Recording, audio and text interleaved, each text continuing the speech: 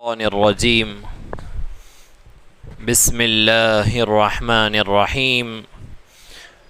كنتم خير أمة أخرجت للناس تأمرون بالمعروف وتنهون عن المنكر وتؤمنون بالله ولو آمن أهل الكتاب لكان خيرا لهم منهم المؤمنون وأكثرهم الفاسقون لن يضروكم إلا أذى وإن يقاتلوكم يولوكم الأدبار ثم لا ينصرون ضربت عليهم الذلة أينما ثقفوا إلا بحبل من الله وحبل من الناس وباءوا بغضب من الله وضربت عليهم المسكنة ذلك بأنهم كانوا يكفرون بآيات الله ويقتلون الأنبياء بغير حق ذلك بما عصوا وكانوا يعتدون ليسوا سواء من أهل الكتاب أمة قائمة يتلون آيات الله آناء الليل وهم يسجدون يؤمنون بالله واليوم الآخر ويأمرون بالمعروف وينهون عن المنكر ويسارعون في الخيرات وأولئك من الصالحين وما يفعلوا من خير فلن يكفروه والله عليم بالمتقين. سورۃ آل عمران جس کے 12ویں رکوع کی تلاوت چل رہی ہے، چوتھے پارے کا تیسرا رکوع۔ گزشتہ رکوع میں اسلام کے ایک عمل فرض کفایہ دعوت اللہ کے بارے میں ہم نے سنا، جس میں اللہ ارشاد فرما رہے ہیں وَلْتَكُمْ مِنْكُمْ أُمَّةٌ يَدْعُونَ إِلَى الْخَيْرِ، اے مسلمانوں تم میں ایک ایسی جماعت ہونا چاہیے جس کا وظیفہ حیات ہی دعوت اللہ ہو، جس کی صبح و شام، جس کا اٹھنا بیٹھنا، جس کا چلنا پھرنا، جس کی ہر ادا اللہ کی طرف بلائے۔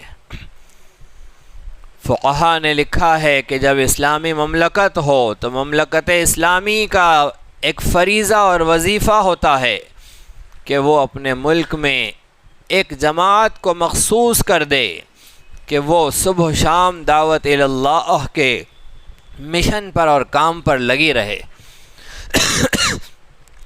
ان کی ضروریات کا، ان کے کھانے پینے کا، ان کے گھر بار کا پورا انتظام کرنا یہ حکومت کا ذمہ ہوتا ہے، اسلامی مملکت کا ذمہ ہوتا ہے کہ وہ اپنے ہر شہر میں دعویٰ سینٹر بنائیں، جہاں سے لوگوں کے لیے اللہ کی طرف بلانے کا، خیر کی راہوں کی طرف لے آنے کا، ایک اللہ کی دعوت کا کام کیا جائے۔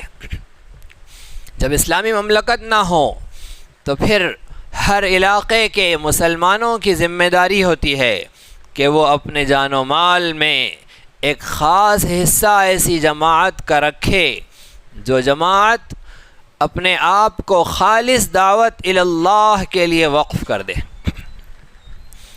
ایسی جماعت کون سی جماعت ہونی چاہیے؟ یہ دو کام ہیں، ایک ہے دعوت اللہ، دعوت الخیر، اور دوسری ہے نیکی کا حکم کرنا، برائی سے روکنا، یأمرون بالمعروف وینہون عن المنکر۔ یہ دو الگ الگ ذمہ داریاں ہیں۔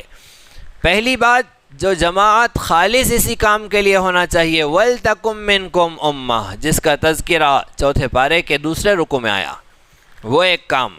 اور تیسرے پارے کی پہلی آیت جو ابھی تلاوت کی گئی كُنْتُمْ خَيْرَ أُمَّةٍ أُخْرِجَتْ لِلنَّاسِ، اس میں دوسرا کام بتلایا گیا ہے کہ تم ایسی امت ہو جو نیکی کا حکم کرتی ہو، برائی سے روکتی ہو۔ یہ الگ کام ہے، وہ الگ کام اور یہ الگ کام۔ پہلے اس کے بارے میں سن لیجئے، پھر اس کے پہلے والے کا ایک خاص مسئلہ جو کل نہیں بتلایا گیا تھا وہ بتایا جائے گا۔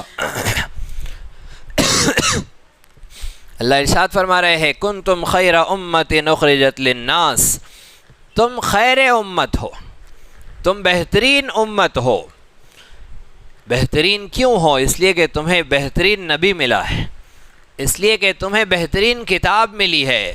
نبی آخر الزماں صلی اللہ علیہ وسلم جو سردار انبیاء ہے، جب وہ نبی تمہیں مل گئے تو تم سب سے بہتر، ساری کتابوں میں سب سے افضل و اشرف کتاب قرآن مجید تمہیں مل گئی، اس لیے تم سب سے بہتر۔ اس وجہ سے تمہیں منصب دیا گیا، تمہیں کام دیا گیا، اخرجت للناس، تمہیں انسانیت کے لیے نکالا گیا۔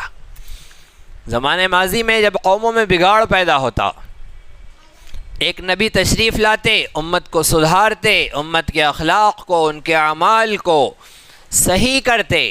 نبی کے انتقال پر پھر امت میں بگاڑ پیدا ہو جاتا، امت پھر فتنے میں مبتلا ہو جاتی، اللہ دوسرے نبی کو بھیجتا، دوسرے نبی تشریف لاتے، پھر وہ امت کو سدھارتے، امت پھر راہ راست پر آ جاتی۔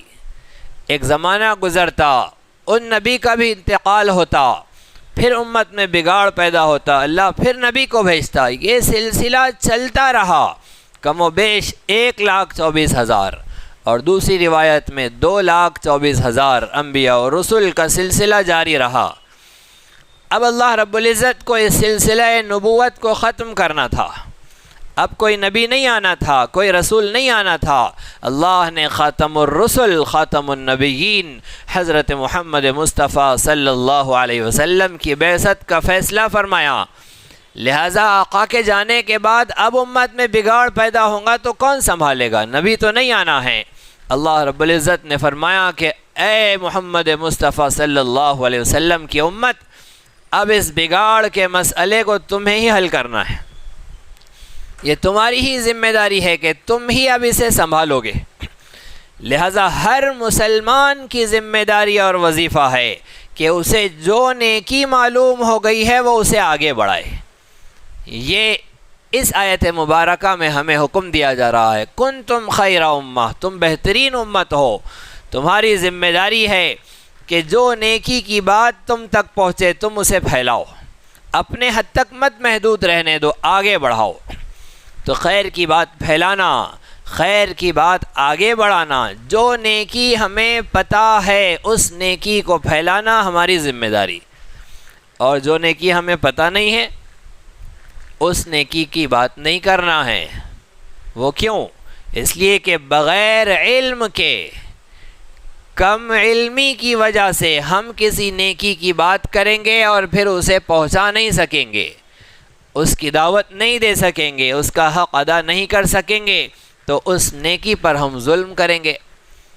اب اگر کوئی شخص شروع کر دے کہ ہاتھ یہاں نہیں باندھنا ہے، ہاتھ یہاں باندھنا ہے، کوئی کہے یہاں باندھنا ہے، یہاں نہیں باندھنا ہے، کوئی کہے یہاں نہیں، یہاں باندھنا ہے، یہاں نہیں باندھنا ہے، بس اس پر الٹ پھیر چل رہی ہے۔ ہم کسی سے بحث کرے، وہ پوچھے بھائی کہاں ہے، یہاں باندھو، یہاں نہیں باندھو، یا یہاں باندھو، یہاں نہیں باندھو، ہم کہے ہم کو نہیں معلوم، وہ مولوی صاحب سے پوچھو۔ تو آدھی ادھوری معلومات پر کسی نیکی کے کام میں ہاتھ نہیں ڈالنا ہے۔ آدھی ادھوری معلومات پر، جیسے کیا ہوتا ہے، آدھی ادھوری معلومات والے دین اسلام کی شکل کو بگاڑ کر رکھ دیتے ہیں۔ ہم دیکھیں آج کل جو میڈیا میں ٹی وی چینلز پر نیوز رپورٹرز مولویوں کو لا کر بٹھا رہے ہیں اور شریعت محمدی کی آدھی ادھوری ترجمانی کر کے باطل ان سے جیت جاتا ہے اور یہ مولوی ہار جاتا ہے۔ ایسا کیوں ہوتا ہے؟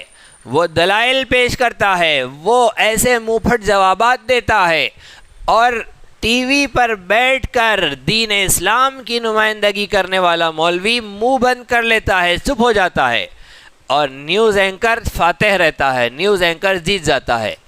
وہ جان بوجھ کر ایسے ہی لوگوں کو بٹھاتے ہیں جو پوری ترجمانی نہیں کر سکتے، اور اس کے آگے بہت ساری ترتیبیں ہیں، بہت سارے کام ہیں، وہ پیسہ بھی دیتے ہیں، ان کا آپس کا ایگریمنٹ بھی ہوتا ہے۔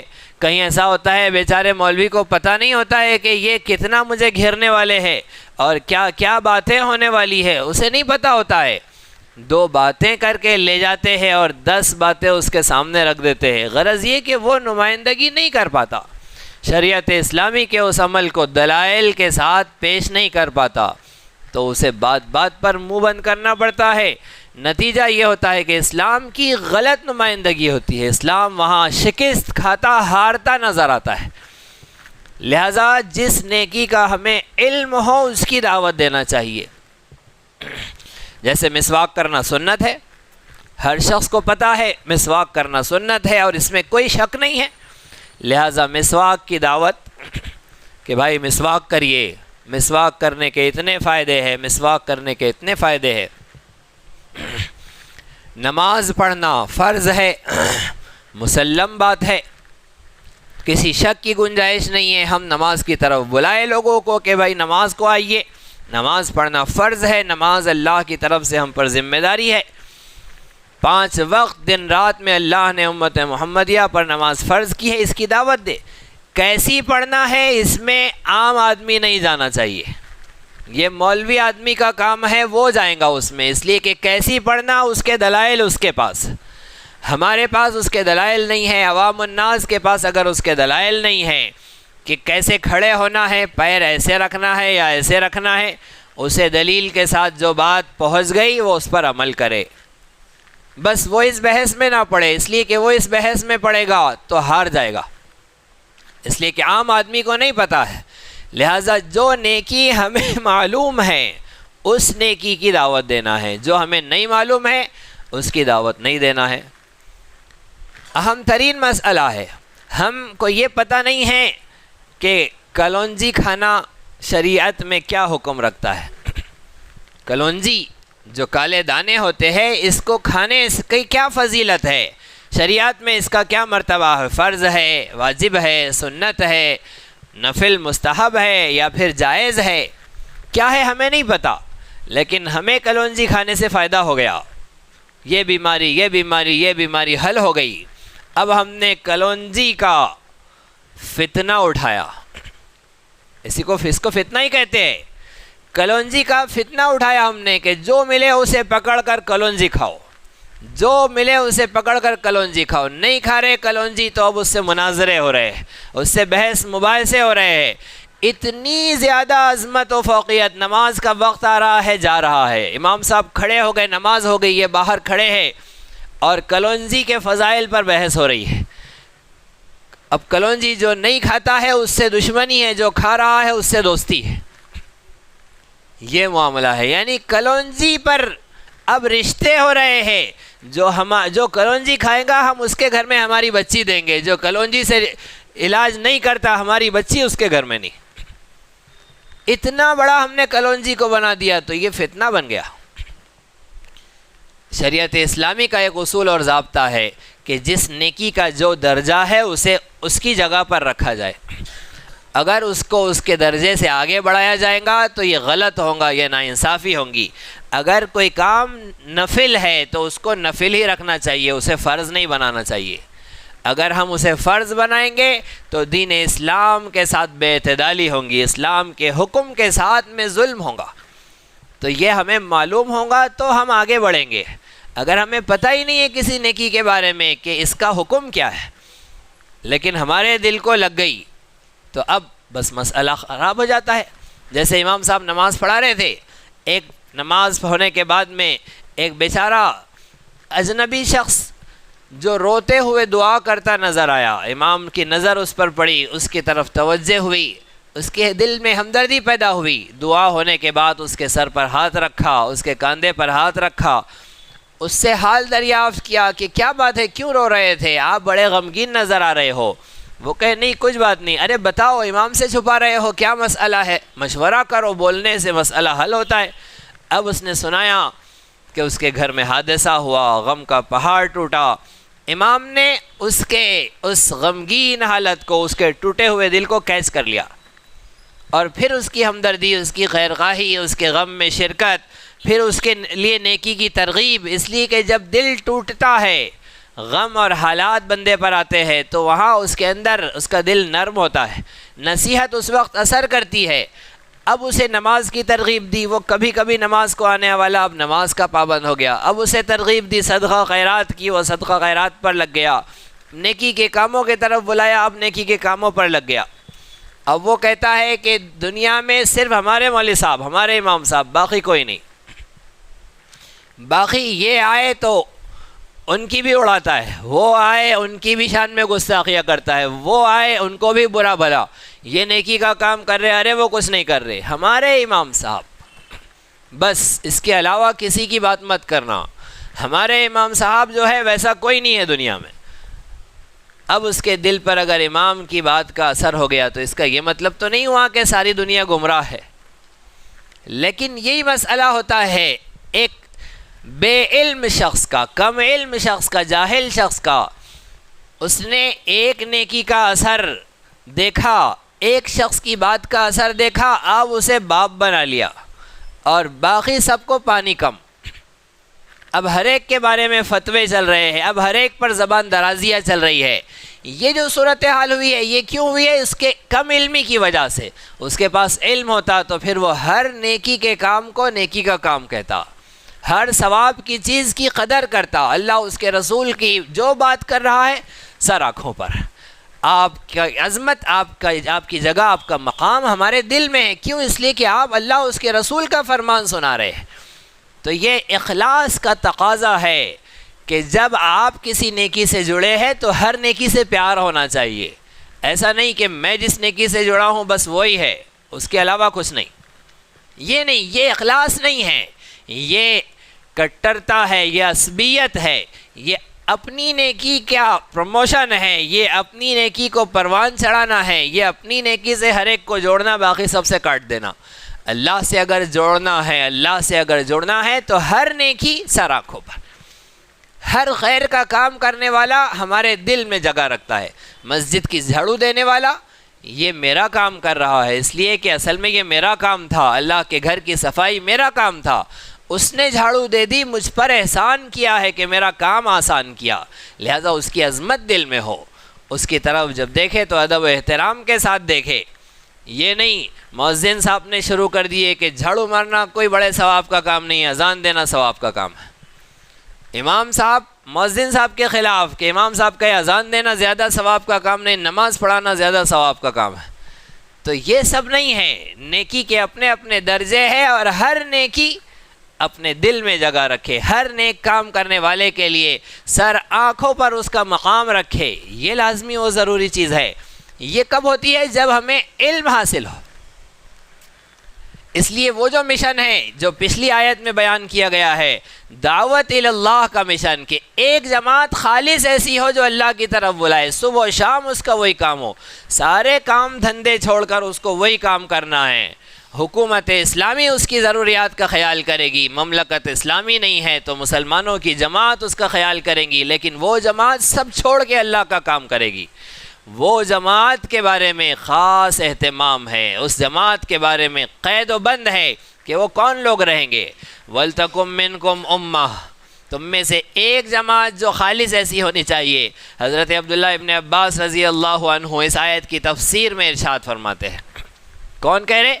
حضرت عبداللہ ابن عباس رضی اللہ عنہ، اس امت کے دوسرے نمبر کے مفسر حضرت عبداللہ ابن عباس روایت کرتے ہیں، فرماتے ہیں الآمرین بالمعروف لیکونوا عالمین، نیکی کے حکم کرنے والوں کو چاہیے کہ وہ نیکی کے جاننے والے ہو۔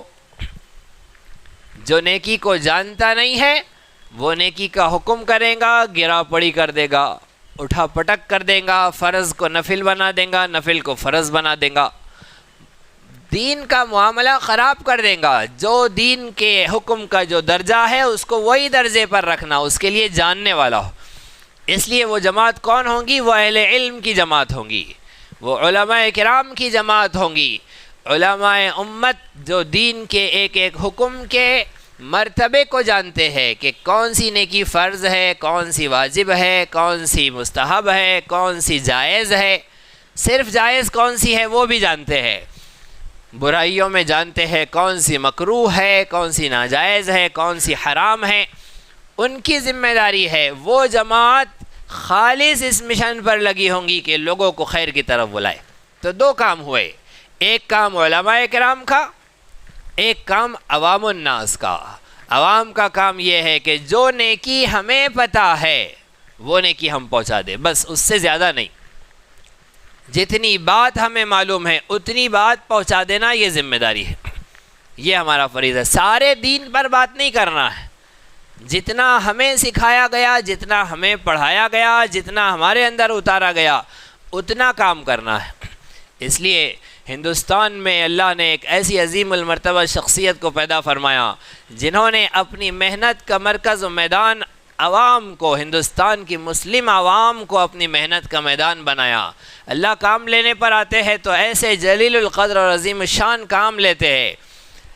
کاندھلا کی سرزمین پر ایک شخصیت پیدا ہوتی ہے جو آگے چل کر مشہور ہوتی ہے حضرت مولانا الیاس صاحب کاندھلوی رحمۃ اللہ علیہ کے نام سے، جنہوں نے ایک نظام ترتیب دیا، دعوت و تبلیغ کا ایک مشن بنایا جس میں اصول اور ضابطے بنا دیے، قید لگا دی، صرف 6 نمبر، اس کے علاوہ کچھ نہیں، اور ان 6 نمبرز میں فضائل مسائل نہیں، اس کا اہتمام فرمایا۔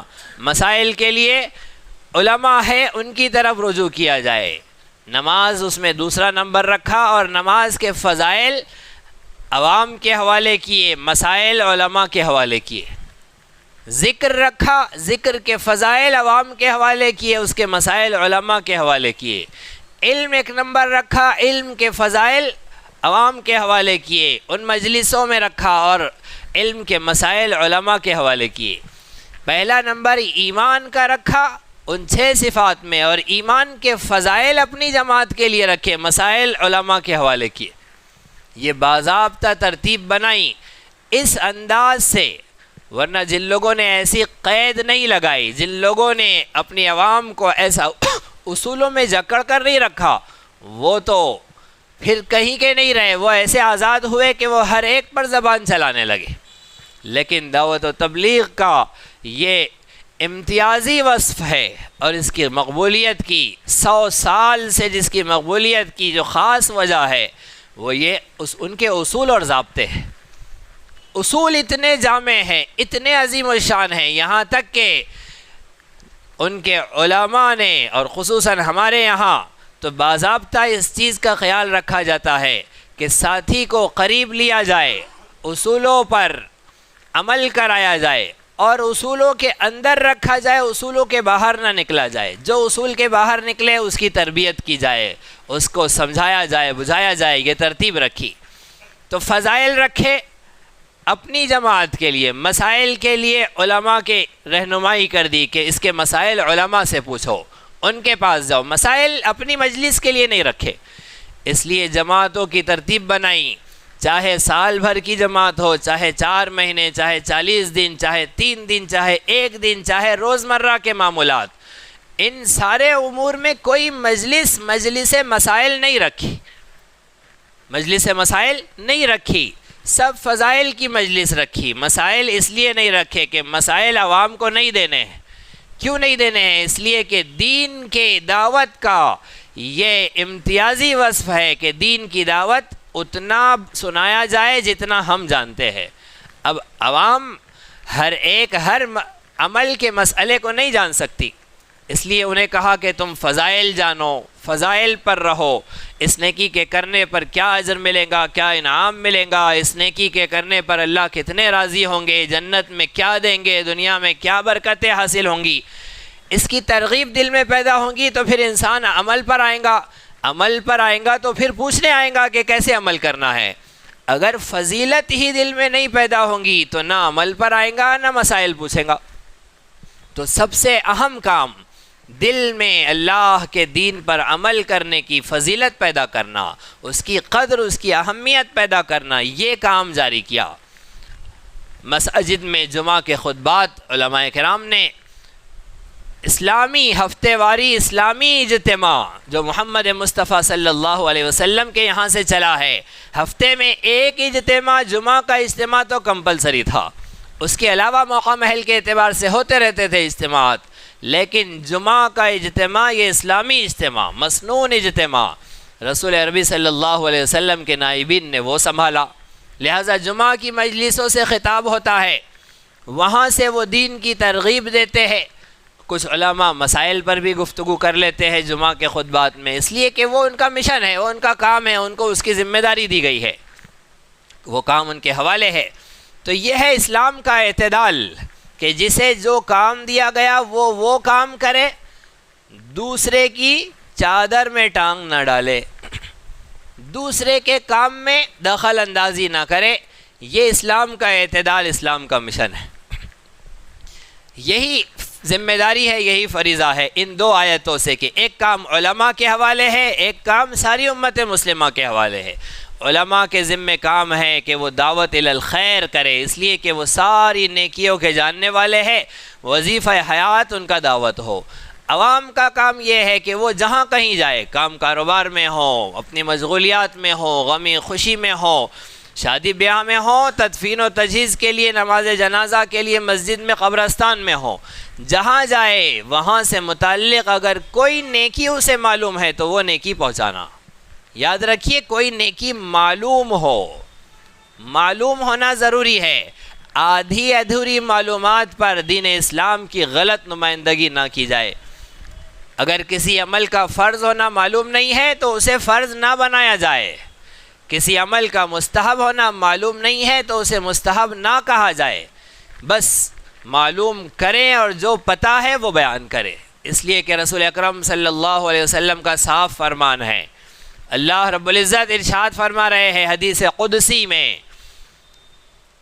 اللہ ارشاد فرماتے ہیں جو شخص میری طرف ایسی بات جوڑے جو میں نے نہیں کہی ہے، کوئی شخص میری طرف کوئی ایسی بات منسوب کرے جو میں نے نہیں کہی ہے، وہ اپنا ٹھکانہ جہنم میں بنا لے۔ اگر اللہ رب العزت نے کوئی بات نہیں کہی اور ہم کہنے لگے کہ اللہ نے یہ فرمایا، اللہ نے یہ فرمایا، علم حاصل نہیں کیا کہ سچ مچ یہ اللہ ہی کی بات ہے کیا، اللہ نے فرمایا کہہ دیا جبکہ اللہ نے نہیں کہا ہے، تو اس کے لیے دھمکی ہے کہ وہ اپنا ٹھکانہ جہنم میں بنا لے۔ جو بات رسول اکرم صلی اللہ علیہ وسلم نے نہیں کہی، لیکن اگر کوئی شخص یہ کہے کہ اللہ کے نبی ارشاد فرماتے ہیں، حدیث نہیں ہے، اللہ کے نبی کا ارشاد نہیں ہے، ہم نے کہہ دیا کہ اللہ کے نبی ارشاد فرماتے ہیں، اور ایسی بات آپ کی طرف جوڑ دی جو آپ نے نہیں کہی ہے، اللہ کے نبی ارشاد فرماتے ہیں فَلْيَتَبَوَّأْ مَقْعَدَهُ مِنَ النَّارِ، وہ اپنا ٹھکانہ جہنم میں بنا لے۔ تو علم کتنا ضروری ہے۔ کوئی بات اگر قرآن کی، اللہ کے فرمان کی ہم بیان کر رہے ہیں تو ہمیں پتہ ہو کہ یہ اللہ ہی نے کہا ہے، پھر ہم کہیں کہ اللہ نے کہا ہے۔ کوئی بات ہمیں اللہ کے نبی سے جوڑ کر کہہ رہے تو ہمیں کامل پتہ ہو کہ ہاں یہ اللہ کے نبی ہی کی حدیث ہے، پھر بیان کرے، ورنہ ہمارا ٹھکانہ جہنم۔ اتنی سخت وعید ہے۔ ہم کسی کی بات کریں ایرے غیرے کی تو سمجھ میں آتا ہے 19-20 ہو جائے کوئی بات نہیں، لیکن اللہ اس کے رسول کی بات ہو رہی ہے تو کنفرم ہونی چاہیے، بالکل پکی ٹھکی ہونی چاہیے۔ اس لیے علم ضروری ہے، اس لیے جس نیکی کی ہم بات کر رہے ہیں اس نیکی کا ہمارے پاس گہرا علم ہو، اس کی حقیقت کا ہمیں پتہ ہو، اور مسائل میں ہم ہاتھ نہ ڈال رہے ہو، اس کا اہتمام رکھے، اس کا خیال رکھے۔ سلسلہ آیات میں آج کی مجلس کے لیے ہمارے پاس تیسرے رکوع سے ابتدا ہوئی چوتھے پارے کی، اور اتفاق سے یہی مضمون چلا، کنتم خیر امت اخرجت للناس، تم بہترین امت ہو، نکالی گئے ہو للناس، انسانیت کے لیے۔ تو یہ پوائنٹ بھی ذہن میں رکھنا چاہیے کہ امت مسلمہ کی، امت محمدیہ کی مخاطب ساری انسانیت ہے۔ لہذا اگر ہمیں عبد الرحمن ملے تو اسے بھی دعوت دینا چاہیے نیکی کی، اور اگر ہمیں رامداس ملے تو اسے بھی نیکی کی دعوت دینا چاہیے۔ ہمیں اگر عبداللہ ملے اسے بھی دعوت دینا چاہیے نیکی کی، اگر ہمیں وشنو داس ملے اسے بھی دعوت دینا چاہیے نیکی کی۔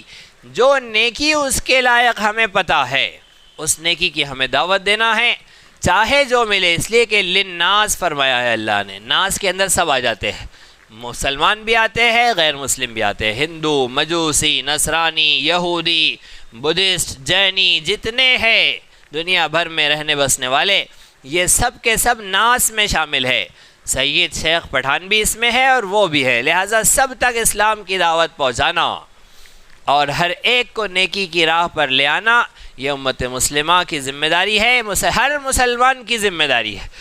اسے جو نیکی معلوم ہے وہ پہنچائے۔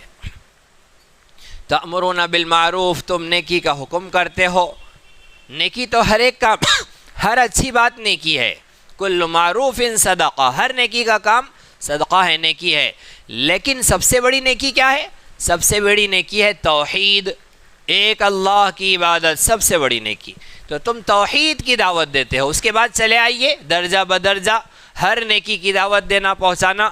لیکن فرض کی دعوت دینا فرض، واجب عمل کی دعوت دینا واجب، سنت عمل کی دعوت دینا سنت، مستحب عمل کی دعوت دینا مستحب۔ یہ اسلام کا اعتدال ہے۔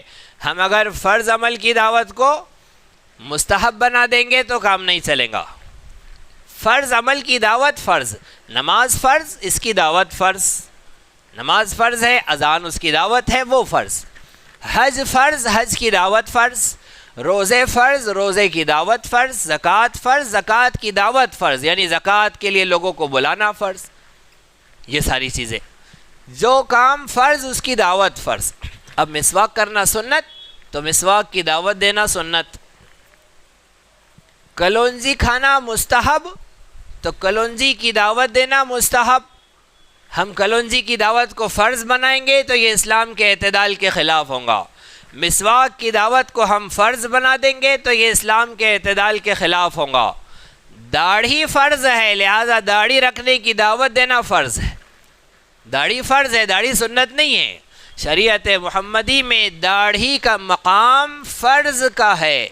اسے جو کہتے ہیں نا نبیوں کی سنت ہے، وہ اس لیے کہتے ہیں کہ سارے نبیوں نے رکھی ہے، اس لیے کہتے ہیں داڑھی نبیوں کی سنت ہے۔ لیکن داڑھی رکھنا فرض ہے، اسلام کا شعار ہے، لہذا اس کی دعوت دینا فرض ہے۔ تو اس کے اعتدال کو سمجھا جائے، اس کے مقام کو سمجھا جائے۔ اور حرام کام کوئی کر رہا ہے تو اس سے روکنا فرض۔ کوئی شخص مکروہ کام کر رہا ہے تو ٹھیک ہے، اس سے روکنا فرض نہیں ہے، لیکن ہونا چاہیے، کرنا چاہیے۔ مکروہ کام سے بھی انسان کو روکنا چاہیے، لیکن فرض نہیں ہے۔ فرض حرام اور ناجائز سے روکنا فرض ہے۔ تو اس کے اعتدال کو سمجھے۔ اور کس پر فرض ہے؟ جو نیکی کو جانتا ہے اس پر فرض ہے۔ مجھے پتہ نہیں ہے، اب بات چیت چل رہی ہے رسول اکرم صلی اللہ علیہ وسلم کی ختم نبوت پر۔ ایسے موقع پر مجھے کوئی علم نہیں ہے، میں بھی اس میں دخل اندازی کروں گا تو پھر شریعت محمدی کی ختم نبوت کی عظمت کو گھٹا دوں گا۔ نبی اکرم صلی اللہ علیہ وسلم آخری نبی ہے، وہاں پر کوئی حضرت علی رضی اللہ عنہ کو نبی سے بڑا بنا رہا ہے، کوئی شیعہ بیٹھا ہوا ہے، کوئی قادیانی بیٹھا ہے جو غلام احمد قادیانی کو داخل کر رہا ہے، کوئی شکیلی بیٹھا ہے جو شکیل بن حنیف کی باتیں بیچ میں لا رہا ہے۔ اب محمد مصطفیٰ کی نمائندگی کے لیے کون آنا چاہیے تھا؟ جو ان سب پر بھاری پڑے وہ آنا چاہیے تھا، تو وہ وہاں بیٹھ کر نبوت محمدی کی ایسی نمائندگی کرتا کہ سب کو دھول چٹا دیتا۔ جاہل ان پڑھ وہاں آ کے بیٹھا اور اس نے اسلام کو ہرا دیا۔ اس میٹنگ میں، اس ڈیبیٹ میں، اس مناظرے میں قادیانی جیت گیا، اس ڈیبیٹ میں شکیلی جیت گیا، اس ڈیبیٹ میں شیعہ جیت گیا، محمد مصطفیٰ کا غلام اور نمائندہ ہار گیا۔ کیوں ہارا؟ اس لیے کہ یہ بیٹھا ہی غلط جگہ پر ہے، اس کا کام ہی نہیں تھا بیٹھنے کا، اس کو نہیں پتا ہے اگر وہ نیکی تو بات نہیں کرنا تھا، خاموش رہنا تھا، اپنے آپ کو وہاں انوالو نہیں کرنا تھا، شریک نہیں کرنا تھا۔ تو ذمہ داری کیا ہے؟ ذمہ داری ہے اہل علم کی۔ ذمہ داری جس کو آنا ہے اب نیکی کمانے کے لیے، اسے چاہیے کہ وہ نیکی کو پوری طرح پتہ کرے، اس نیکی کا پورا علم حاصل کرے، قرآنی آیات کے ساتھ، احادیث کے دلائل کے ساتھ اور علم کلام کے ساتھ۔ اس لیے کہ سب جگہ دلیل نہیں چلتی قرآن حدیث کی، کہیں پر منہ بند کرنے کے لیے جواب دینا پڑتا ہے، عقلی جواب دے کر خاموش کرنا پڑتا ہے، تو وہاں علم کلام کی ضرورت پڑتی ہے، فلسفے کی، منطق کی ضرورت پڑتی ہے۔ اس لیے علماء کرام جب بنائے جاتے ہیں مدارس میں تو وہاں علم کلام بھی پڑھایا جاتا ہے، وہاں فلسفہ اور منطق بھی پڑھائی جاتی ہے۔ اتنے سارے کام لگتے ہیں، اتنی ساری ضروریات ہوتی ہے دین کی نمائندگی کے لیے، لہذا جب یہ سب پتہ ہو جب ہاتھ ڈالا جائے، ورنہ دین اسلام کی آدھی ادھوری ترجمانی کر کے ملت اسلامیہ کی غلط نمائندگی نہ کی جائے، اس کا خیال رکھا جائے۔ وہ بات کرو جس کا علم ہے، جس کا علم نہیں ہے کامل، خاموش رہو، اس کے بارے میں گفتگو مت کرو، اس لیے کہ وہ ہماری ذمہ داری نہیں ہے۔ ذمہ داری کون سی ہے ہماری؟ اللہ ہم سے کس کے بارے میں پوچھے گا؟ جو نیکی ہمیں پتہ تھی اس کے بارے میں پوچھے گا کہ وہ کیوں نہیں بتائی تھی، جو ہمیں پتہ نہیں تھی اس کا ہم سے حساب نہیں ہونے والا ہے، لہٰذا اس کا اہتمام ہو، اس کا خیال ہو۔ وَتُؤْمِنُونَ بِاللَّهِ، تم بہترین امت ہو، تؤمنون باللہ، تم اللہ پر ایمان رکھتے ہو۔ یہاں تک مومنین سے بات ہوئی۔ پچھلے رکوعات میں سورہ آل عمران میں سارے سورے میں اہل کتاب کے بارے میں باتیں ہو رہی ہے، یہود و نصارہ کے بارے میں باتیں ہو رہی ہے۔ اللہ کہہ رہے وَلَوْ آمَنَ أَهْلُ الْكِتَابِ لَكَانَ خَيْرًا لَهُمْ، اگر یہ اہل کتاب ایمان لے آتے تو ان کے لیے بہت بہتر ہوتا۔ کتنا بہتر ہوتا؟ ان کو 2 اجر ملتے۔ یہودی اگر محمد مصطفیٰ صلی اللہ علیہ وسلم پر ایمان لاتا تو اسے حضرت موسیٰ پر بھی ایمان لانے کا ثواب ملتا اور حضرت محمد صلی اللہ علیہ وسلم پر ایمان لانے کا بھی ثواب ملتا، 2 اجر۔ عیسائی کو حضرت عیسیٰ پر ایمان لانے کا بھی ثواب ملتا اور محمد مصطفیٰ صلی اللہ علیہ وسلم پر ایمان لانے کا بھی ثواب ملتا، 2 اجر ملتے۔ لکان خیر لہم، اس کے لیے بہتر ہوتا۔ اور ہمارے لیے کتنا ثواب ہے؟ امت محمدیہ کے لیے 1,24,000 مرتبہ ثواب ہے، اس لیے کہ ہم ہر نبی پر ایمان رکھتے ہیں، ہر نبی پر ہمارا ایمان ہے۔ یہ 1,24,000 کی ایک روایت ہے، دوسری روایت 2,24,000 کی ہے، لیکن دونوں ضعیف روایتیں ہیں، اس لیے کم و بیش کا لفظ ساتھ میں جوڑا جاتا ہے کہ کم و بیش 1,24,000 یا 2,24,000 اتنے نبیوں پہ ہمارا ایمان، تو ہر نبی پر ایمان لانے کا ہمیں اجر مل رہا ہے، ثواب مل رہا ہے۔ اتنا کمائی ہے امت محمدیہ کی، محمد مصطفیٰ کی امت کی، آپ کے غلاموں کی۔ اگر اہل کتاب بھی ایمان لاتے تو کتنا بہتر ہوتا۔ منہم المؤمنون، ان میں سے کچھ مومن بھی ہے، واکثرہم الفاسقون، لیکن اہل کتاب میں اکثر گنہگار فاسق ہیں۔ کون مومن تھے؟ حضرت عبداللہ ابن سلام رضی اللہ عنہ اور ان کی جماعت۔ کون کون ہے ان کی جماعت میں؟ حضرت عبداللہ ابن سلام پہلے یہودی تھے، حضرت اسد رضی اللہ عنہ بھی یہودی، حضرت اسید بھی یہودی، حضرت ثعلبہ رضی اللہ عنہ یہ بھی یہودی، حضرت بنیامین رضی اللہ عنہ یہ بھی یہودی، اور وہ جو غسیل الملائکہ ہے، ابھی نکاح ہوا ہے، رات بیوی سے ملاقات ہوئی ہے، غسل کے لیے جا رہے ہیں اور آواز آئی ہے، حمام میں آواز آئی ہے کہ جلدی نکلو، محمد مصطفیٰ صلی اللہ علیہ وسلم کا اعلان ہے کہ اللہ کے دین کو تمہاری ضرورت ہے۔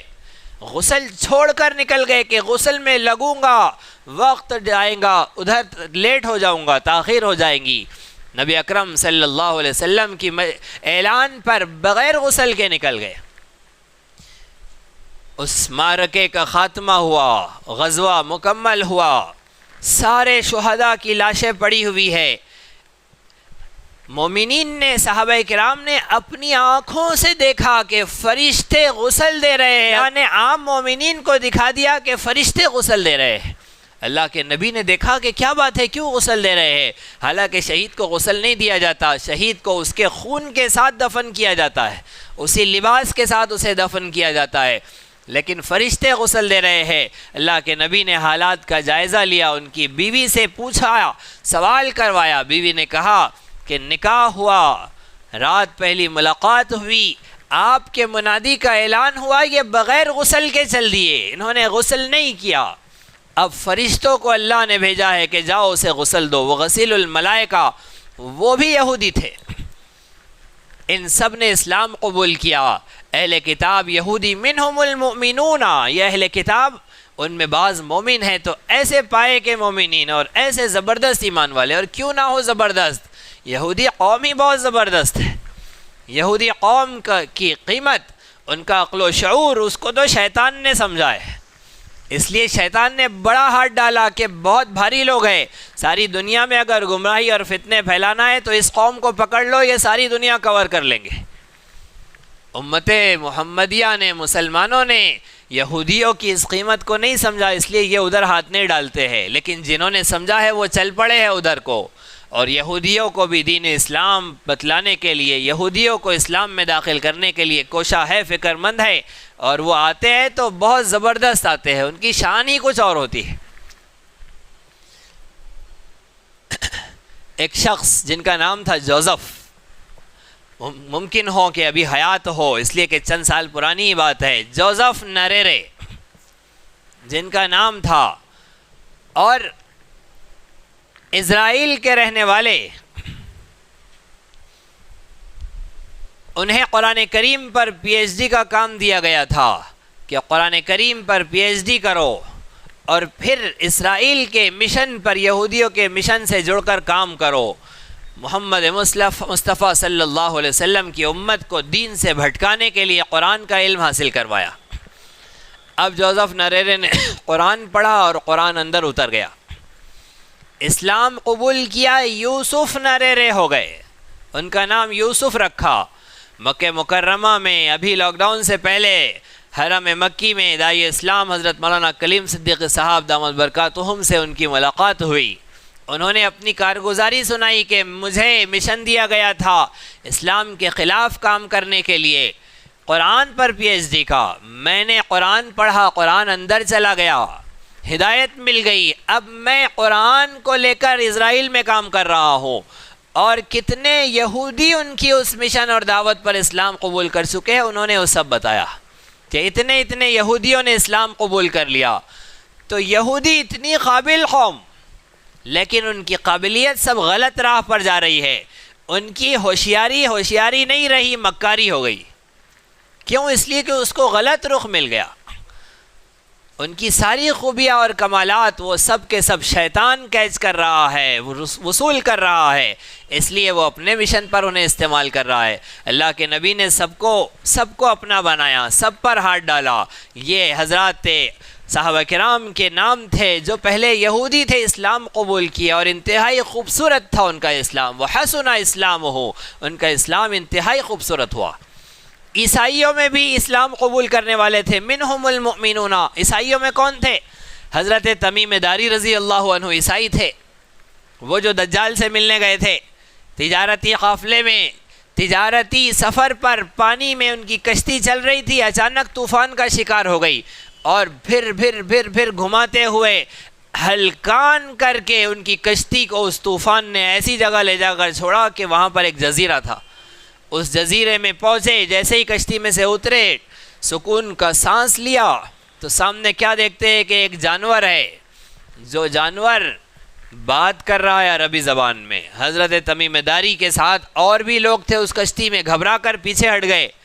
حضرت فرماتے ہیں وہ اس وقت عیسائی تھے، حضرت تمیم داری اس وقت عیسائی تھے، جیسے ہی دیکھا تو کہتے ہیں کہ اتنے بال تھے اس جانور پر کہ اس کا اگلا حصہ کدھر ہے، اس کا پچھلا حصہ کدھر ہے، سمجھ میں نہیں آ رہا تھا، سب بالوں میں چھپا ہوا تھا، اور وہ عربی زبان میں بات کر رہا تھا۔ ہم گھبرا گئے کہ یہ جن تو نہیں ہے۔ اس جانور نے کہا، انہوں نے پوچھا تو کون ہے؟ تو اس نے کہا انا الجساسہ، میں جساسہ ہوں۔ پھر اس نے کہا کہ میری باتوں پر مت تعجب کرو، اندر جاؤ، اندر ایک شخص تمہارا انتظار کر رہا ہے۔ جب اندر گئے ہیں تو انسان اور جنات کے درمیان کا دیو ہیکل شخص زنجیروں میں جکڑا ہوا ان لوگوں کو دیکھ کر چنگھاڑنے لگا اور چیخنے چلانے لگا اور ان زنجیروں کو توڑنے لگا۔ وہ تھا دجال، اس سے سوالات ہوئے، حساب کتاب ہوا، بات چیت ہوئی۔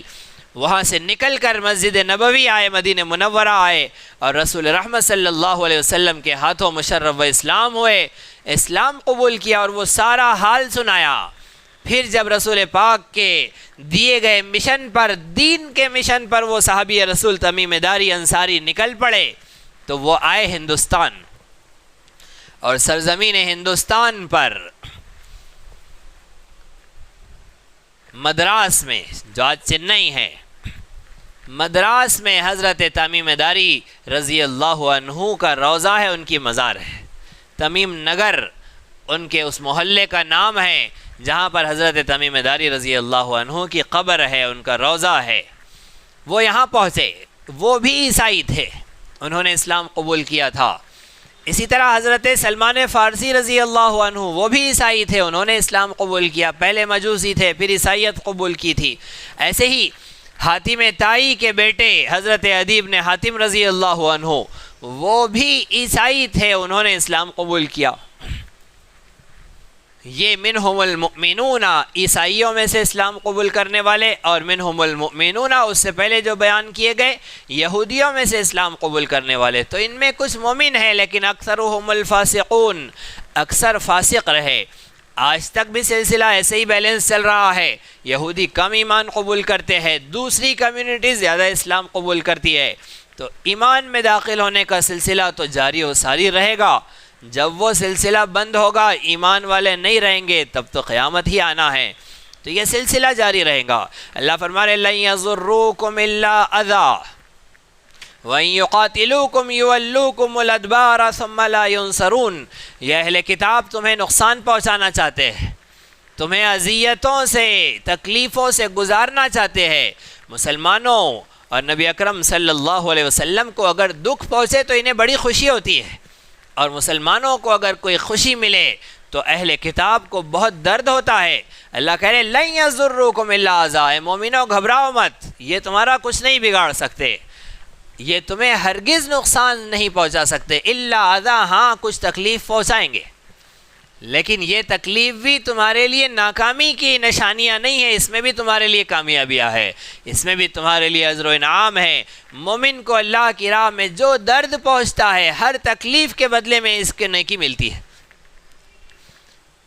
یہاں تک کہ اگر کسی مسلمان نے دائیں جیب میں پیسے رکھا تھا، پیسے نکالنے کے لیے اس نے بائیں جیب میں غلطی سے ہاتھ ڈال دیا اور پیسے نظر نہیں آئے تو ایک دھکا لگا، یہ جو تکلیف پہنچی ہے اسے ایک لمحے کے لیے، پھر ادھر ہاتھ ڈالا، ہاں ہے، سکون مل گیا، یہ جو ایک لمحے کے لیے اسے تکلیف پہنچی تھی، اللہ اس پر بھی اجر دیتے ہیں، اس پر بھی گناہ مٹاتے ہیں، اس پر بھی نیکیاں ملتی ہیں، تو وہ تو ایسا نوازنے والا ہے۔ اللہ کے نبی نے فرمایا عجبا لامر المؤمن، مومن کا تو معاملہ ہی عجیب ہے، ان امرہ کلہ لہ خیر، مومن کی ہر حالت اس کے لیے خیر ہے۔ اذا اصابتہ ضراء صبر فکان خیرا لہ، جب اسے کوئی تکلیف پہنچتی ہے یا اس پر صبر کرتا ہے، صبر اس کے لیے بہتر۔ وَإِذَا أَصَابَتْهُ سَرَّاءُ شَكَرَ فَكَانَ خَيْرًا لَهُ، جب اسے کوئی خوشی پہنچتی ہے یا اس پر اللہ کا شکر ادا کرتا ہے، وہ اس کے لیے بہتر۔ تو مومن کے لیے تو کوئی راہ پریشانی کی ہے ہی نہیں، ہر راہ اس کے لیے کامیابی کے ہے۔ حالات خراب ہے، پریشانیاں ہیں، اور باطل سر چڑھ کر بول رہا ہے، اور مسلمانوں کے لیے دنیا اپنی کشادگی کے باوجود تنگ کی جا رہی ہے، ان کے لیے روزگار کے مسائل، ان کے لیے قیادت و سیادت اور سیاست کے مسائل، ان کے لیے نوکری اور چاکریوں کے مسائل، ان کے لیے دنیا بھر کے مسائل، بہت پریشانیاں، دنیا ساری کی ساری مسلمانوں پر ٹوٹ پڑی۔ یہ سارے حالات مسلمان کے لیے خیر ہی خیر ہے، سب میں بھلائی ہی بھلائی ہے، مسلمان کے لیے اس میں اجر بھی ہے، اور مسلمان کے لیے اس میں نصیحت بھی ہے، مسلمان کے لیے اس میں عبرت بھی ہے، مسلمان کے لیے اس میں توفیق ہے۔ توفیق ایک اصطلاح ہے جو ہمیشہ بیٹھنے والے جانتے ہیں، آپ بھی سن لیجئے۔ توفیق ایک اصطلاح ہے، توفیق کسے کہتے ہیں؟ اس کا اردو میں کوئی ایک لفظ میں ترجمہ نہیں ہے، یہ عربی کا لفظ ہے، اس کے معنی ہوتے ہیں کہ اللہ پاک اپنے کسی بندے کو کے دل میں کسی نیکی کا جذبہ ڈال دے، اسے اس نیکی پر ابھار دے، عمل پر ڈال دے، اور اس کے لیے اس نیکی پر عمل کے حالات سازگار کر دے، اسے کہتے ہیں توفیق۔ جسے توفیق ملی وہ کام کر رہا ہے، جسے جو نیکی نہیں کر رہا ہے اس سے پوچھے بھائی تم کیوں نہیں کر رہے؟ مجھے توفیق نہیں ملی۔ نماز کیوں نہیں پڑھ رہے؟ مجھے توفیق نہیں ملی۔ اس کی مثال ہے صبح شوہر نامدار نے چکن، مرغ، مسلم، مچھلی، پھلا چنا سب لا کر گھر میں بیگم صاحبہ کو دیا کہ رات کو میرے دوست آنے والے ہیں، کھانا بنا کر رکھو۔ کچن ٹیبل پر رکھا، چلے گئے، سارے دن بھر کام کاروبار سے واپس آئے، دیکھا تو وہیں گوشت، سامان، سبزی، ترکاری سب کچن ٹیبل پر جیسا کا ویسا رکھا ہوا ہے۔ بیوی سے کہا کھانا نہیں بنا اب تک؟ بیگم صاحبہ پڑی ہوئی جہاں تھی وہیں پر کہنے لگی کہ مجھے توفیق نہیں ملی۔ اب وہ چولہا جلانے کے لیے لکڑیوں کی گٹھری بھی لایا تھا، جنگل سے کاٹ کر شوہر نے اس میں سے ایک لکڑی نکالی اور کہا لے توفیق۔ جب لگایا ہے اس کو تو پھر توفیق ملی، پھر اٹھ کر کچن ٹیبل پر گئی اور کھانا بنانا شروع کیا۔ تو یہ توفیق ہوتی ہے. قرآن توفیق نہیں دیا، حدیث سے توفیق نہیں ملی، نصیحتوں سے اگر توفیق نہیں ملی تو پھر ایک لکڑی ہوتی ہے مودی توفیق، ایک ہوتی ہے یوگی توفیق، ایک آنے والی 1 تاریخ کو وہ ایک لکڑی ہے وہ توفیق. یہ سب توفیق ہے، اللہ پاک کی توفیق ہے. ان سب کو اگر ہم اللہ اس کے رسول کا فرمان سن کر مان لیتے تو وہ لکڑی کو چولہے میں جانا تھا، لیکن اللہ اس کے رسول کی نہیں سنے تو چولہے میں نہیں گئی، پھر وہ ہم کو پڑتی ہے جہاں ضرورت ہے وہاں پر. کہاں پڑتی ہے؟ اچھے اچھے نام ہے جہاں پڑتی ہے، پھر وہاں پڑتی ہے. یہ توفیق ہوتی ہے، اس کا نام توفیق ہے. تو حالات جتنے سنگین ہو رہے ہیں یہ سب ایک ایک لکڑی ہے جو ہمیں توفیق مل رہی ہے. اگر اللہ اس کے رسول کے فرمان کو سن کر درس قرآن کی محفل میں، درس حدیث کی محفل میں، اجتماعات میں، دینی محفلوں میں، مجلسوں میں اللہ اس کے رسول کے فرمان کو سن کر سدھر گئے تو یہ ساری لکڑیاں جائیں گی آگ میں. یہاں کی آگ نہیں تو وہاں کی آگ، اللہ کی مرضی ہے. یہاں ڈالنا ہے ان کو تو ہم لوگوں کا کام ہے مسلمانوں کا، اور وہاں ڈالنا ہے تو وہاں ان کا کام ہے، وہ ڈالیں گے. لیکن ہم نے توفیق نہیں لی قرآن و سنت سے تو پھر اللہ نے توفیق انہی کو بنا دیا. اب یہ وقت کے بڑے بڑے مجدد ہیں، سدھارنے کے لیے آئے ہیں ہم کو. ہم لاکھ بد دعائیں دیں ان کو کام نہیں چلتا بد دعاؤں سے. یہ امت کو سدھارنے کے لیے آئے ہیں، یہ امت کو کھڑا کر کے رہیں گے، اپنی شناخت، اپنی پہچان، اپنی آئیڈنٹی دلا کر رہیں گے. یہ طے ہے اللہ پاک کی طرف سے. تو اللہ کے چھوڑے ہوئے، یہ اللہ کی طرف سے مسلط کیے ہوئے ہیں. تو بچنے کا راستہ کیا ہے ان کے مظالم سے؟ توفیق لے لو، اللہ سے لے لو توفیق، نہیں تو یہ دیں گے توفیق. لہٰذا توفیق کا مسئلہ بڑا اہم ہے. لَن يَضُرُّوكُمْ إِلَّا أَذًى، اللہ کہہ رہے کہ یہ تمہیں کوئی نقصان نہیں پہنچا سکتے، ہاں تھوڑی تکلیف پہنچائیں گے. اس تکلیف میں مومنین کاملین کو اجر ملے گا، ثواب ملے گا، اور جگاڑ کے مسلمانوں کو توفیق ملیں گی، ان کو کھڑے ہونے کے لیے نصیحت ملیں گی، عبرت ملیں گی. لَن يَضُرُّوكُمْ إِلَّا أَذًى. آگے اللہ فرما رہے وَإِن يُقَاتِلُوكُمْ، اگر یہ آ جائے نا میدان میں تم سے لڑنے کے لیے، اہل کتاب یہود و نصارہ اگر میدان میں مقابلے کے لیے آ جائے، قتال کے لیے آ جائے، يُوَلُّوكُمُ الْأَدْبَارَ، تمہیں پیٹھ دکھا کر بھاگ جائے، ان کی ہمت نہیں ہے تم سے مقابلہ کرنے کی، کھڑے ہونے کی. فلسطینیوں کے پتھروں سے تو بھاگتے ہیں یہ، فلسطینی جب پتھر اٹھا کر مارتا ہے اس سے تو بھاگتے ہیں یہودی فوجی. ان کی ڈرپوکی کی، ان کی بزدلی کی یہ نشانیاں اور علامات ہیں. قرآن نے کہا سب سے زیادہ جینے کی تمنا اور خواہش اگر رکھنے والے کوئی ہے، احرص الناس علی حیاہ، اے نبی صلی اللہ علیہ وسلم سب سے زیادہ جینے کی تمنا اور خواہش آپ اگر کسی میں پائیں گے تو وہ یہودی ہے. کہ یہودیوں کو اپنی جینے کی بہت تمنا، مرنے سے سب سے زیادہ ڈرنے والے یہودی، اور موت سے سب سے زیادہ بے خوف وہ جس سے وہ بھاگتے ہیں وہ ہے مسلمان. محمد مصطفیٰ کا امتی سب سے زیادہ نڈر ہوتا ہے، اسے موت سے ڈر ہی نہیں لگتا ہے. کیوں نہیں ڈرتا؟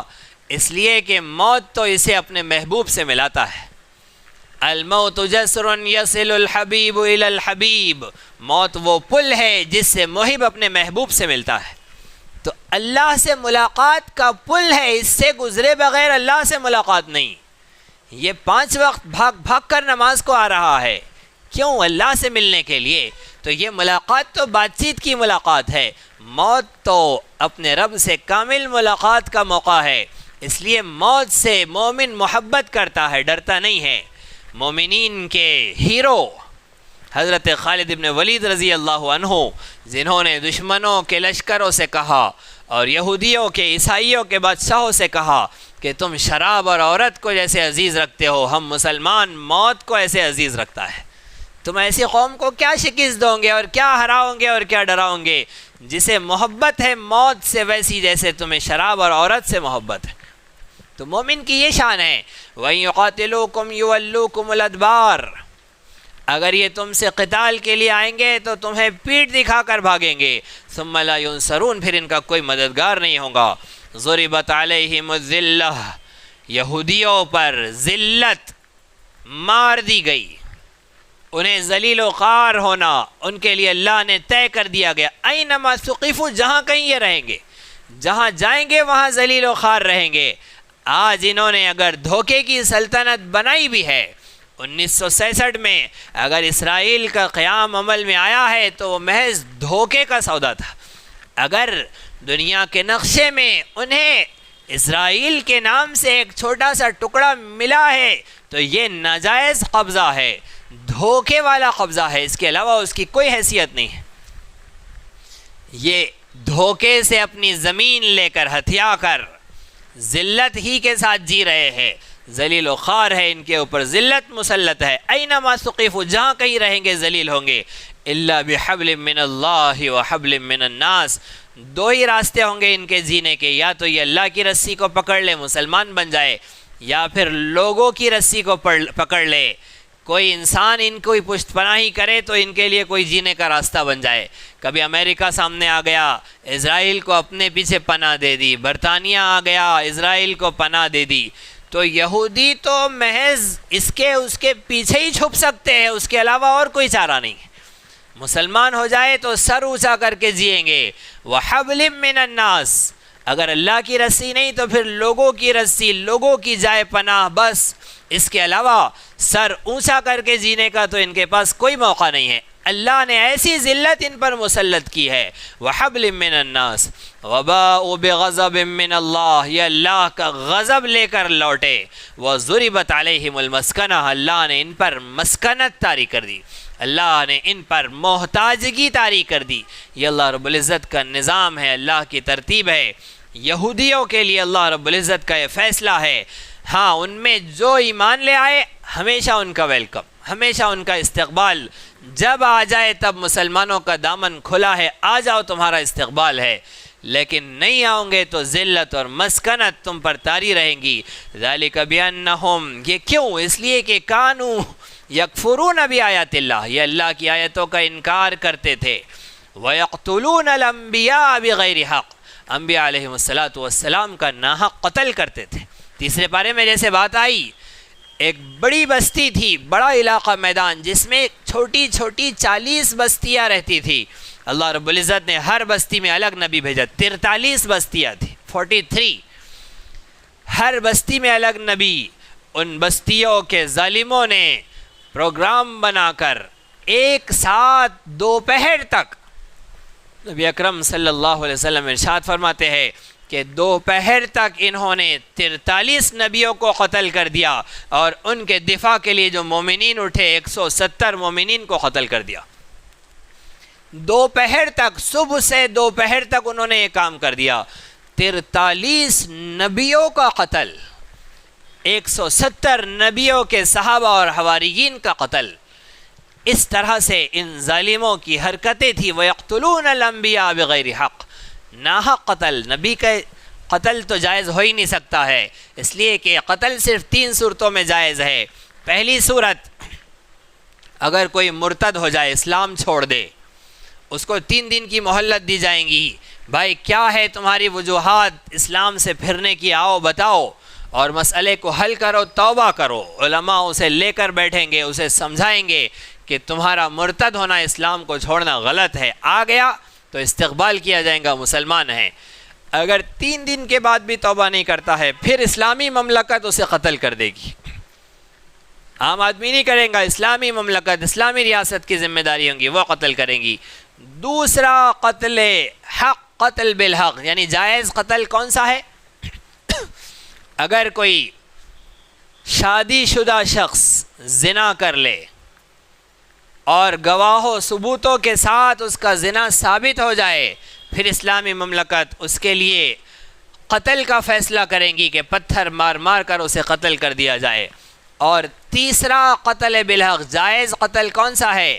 اگر کسی مومن کو قتل کر دیا جان بوجھ کر، ناحق نہیں، غلطی سے نہیں، جان بوجھ کر اگر کسی مومن کو قتل کر دیا، اللہ رب العزت کی شریعت حکم دیتی ہے کہ اس کے قصاص میں اسے قتل کیا جائے. یہ نبی سے نہیں ہوتا، نبی سے زنا کا تو وجود نہیں، اس کا تو تصور نہیں، نبی سے ناحق قتل کا بھی تصور نہیں. حضرت موسیٰ علیہ السلام سے ایک کا قتل ہو گیا تھا، وہ جان بوجھ کر نہیں ہوا تھا، وہ غلطی سے ہو گیا تھا۔ ایک قبطی اور ایک اسرائیلی دونوں آپس میں لڑ رہے ہیں۔ حضرت موسیٰ علیہ السلام کو آواز دی اسرائیلی نے، حضرت مجھے بچاؤ۔ حضرت وہاں پہنچ گئے، اس سے کہا کہ ارے کیوں لڑ رہا ہے؟ وہ بڑا ضدی تھا، وہ ماننے کو تیار نہیں۔ اس نے کہا کہ ٹیکس لینا ہے۔ تو آپ نے کہا کہ ٹیکس لے رہے ہو تو تھوڑا سا اہتمام سے لو، آداب سے لو، یہ کیا ہے زور زبردستی مار دھاڑ؟ اس نے کہا کہ تمہارے ہی کھانے کے واسطے ہمیں ایندھن جمع کرنا پڑ رہا ہے، اس لیے کہ حضرت موسیٰ فرعون کے محل میں پلتے تھے۔ تو فرعون کے فوجی نے کیا کہا، وہ ٹیکس وصول کرنے والے نے کیا کہا، تمہارے ہی دستر پہ لانا ہے کھانا، اس کے واسطے ہی جمع کرنا ہے۔ جیسے ہی یہ کہا، حضرت موسیٰ علیہ السلام نے دیکھا کہ یہ تو نصیحت مان ہی نہیں رہا ہے، اس کو تو سمجھ میں ہی نہیں آ رہی ہے، ضدی ہے۔ ایک لگایا، ہاتھ سے لگایا، لیکن ضربت القاضیہ فقضا علیہ، اللہ کہہ رہے کہ اس کا تو کام ہی ہو گیا، ایک تھپڑ میں کام ہو گیا۔ نہ ہاتھ آلہ قتل ہے، ہاتھ سے کسی کا قتل نہیں کیا جا سکتا تھپڑ سے، یہ کوئی اس کا آلہ نہیں ہے۔ اور عادتاً ایک تھپڑ سے کس کی موت ہوتی ہے؟ کسی کی نہیں ہوتی۔ حضرت موسیٰ علیہ السلام نے نصیحت کے لیے اسے لگایا کہ یہاں سے نہیں سمجھ میں آئی تو یہیں سے سمجھانا پڑتا ہے، ہمارے پاس یہیں سے کام چل رہا ہے، بس ہم کہتے ہیں بس یہیں سے کس کو سمجھانا ہے سمجھاؤ، اس کے آگے بڑھنے کو تیار ہی نہیں ہے، ہماری یہ صورتحال ہے۔ اس لیے بس داڑھی ٹھوڈی میں ہاتھ ڈالنا اور کاندھے کو دبانا اور پیر دبانا، اس سے ہی نصیحت کا دائرہ چل رہا ہے اور زمانہ چل رہا ہے۔ اگر اس سے ہی کام چلنا تھا تو آگے کے فرائض اسلام نہیں دیتا، اسلام نے آگے بھی فرائض رکھے ہیں، ادھر بھی بڑھنا ضروری ہے۔ موسیٰ علیہ السلام نے ایک لگایا، لگاتے ہی فقضا علیہ، اس کا کام ہو گیا۔ اللہ سے دعا کی، اللہ میرا ایسا ہرگز ارادہ نہیں تھا، یہ غلطی سے ہوا۔ تو نبی سے جان بوجھ کر قتل نہیں ہوتا، نبی مرتد نہیں ہوتا، نبی سے زنا نہیں ہوتا۔ نبی حضرت یوسف علیہ السلام کو زنا کی دعوت دی گئی تھی، زلیخا نے جب سارے راستے بنائے حضرت یوسف علیہ السلام کو جال میں ڈالنے کے لیے، کیا یوسف علیہ السلام کا تقویٰ اور نبی کی کیسی عظمت و شان ہے کہ نوجوان ہے، خوبصورت ہے اور ملکہ دعوت دے رہی ہے، لیکن حضرت یوسف علیہ السلام بھاگے ہیں نکل کر، سارے دروازے کھلتے گئے، حالانکہ تالے باہر سے لگائے تھے۔ زلیخا نے پوری سیٹنگ کی تھی اپنی خادماؤں سے کہ ہر دروازہ باہر سے بند کرنا، اندر سے نہیں، اندر سے ہے تو یہ کھول کر بھاگے گا، باہر سے بند کرنا۔ لیکن حضرت یوسف بھاگے ہیں دروازے کی طرف، انہیں پتہ ہے دروازہ باہر سے بند ہے، لیکن بندہ یہ نہیں دیکھتا کہ حالات کیسے ہے، بندہ دیکھتا ہے میرے اللہ کا جو مجھے حکم ہے میں اس پر عمل کروں۔ وَمَن يَتَّقِ اللَّهَ يَجْعَل لَّهُ مَخْرَجًا، جو تقوی اختیار کرتا ہے، اللہ سے ڈرتا ہے، اللہ اسے نکلنے کا راستہ دیتا ہے۔ یوسف علیہ السلام دروازے پر پہنچے، دروازہ باہر سے بند تھا، کھلتا چلا گیا، کھلتے چلے گئے دروازے، یہاں تک کہ باہر نکلے، بھاگ گئے، لیکن اس گناہ میں نہیں پڑے۔ حضرت یوسف علیہ السلام، نبی سے اس کا تصور نہیں ہو سکتا، گمان نہیں ہو سکتا، نبی کے متعلق ہرگز ایسی بدگمانی نہیں ہو سکتی، جائز نہیں ہے، اس کی اجازت نہیں ہے۔ تو قتل بالحق، جائز حق، یہ تو نبی پر ثابت نہیں ہوتا، لیکن 43 نبیوں کا جب انہوں نے ناحق قتل کیا، اللہ اگر ان کے لیے محرومی مقدر کرے، اللہ اگر انہیں جہنم میں عذاب اور سزا دے تو اللہ ظالم ہوا؟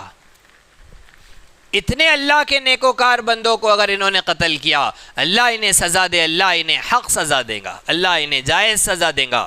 لہذا ان کی یہ صورتحال، اور آج بھی محمد مصطفیٰ کے غلاموں کو، نبیوں پر ایمان لانے والوں کے ساتھ ان کا برابر وہی سلوک ہے، اور یہ ساری دنیا کو اس لڑائی میں جھونک کر مسلمانوں کے خلاف آخری جنگ، تیسری جنگ عظیم کا ماحول بنا رہے ہیں، اور ایک مشن تک وہ پہنچ چکے ہیں۔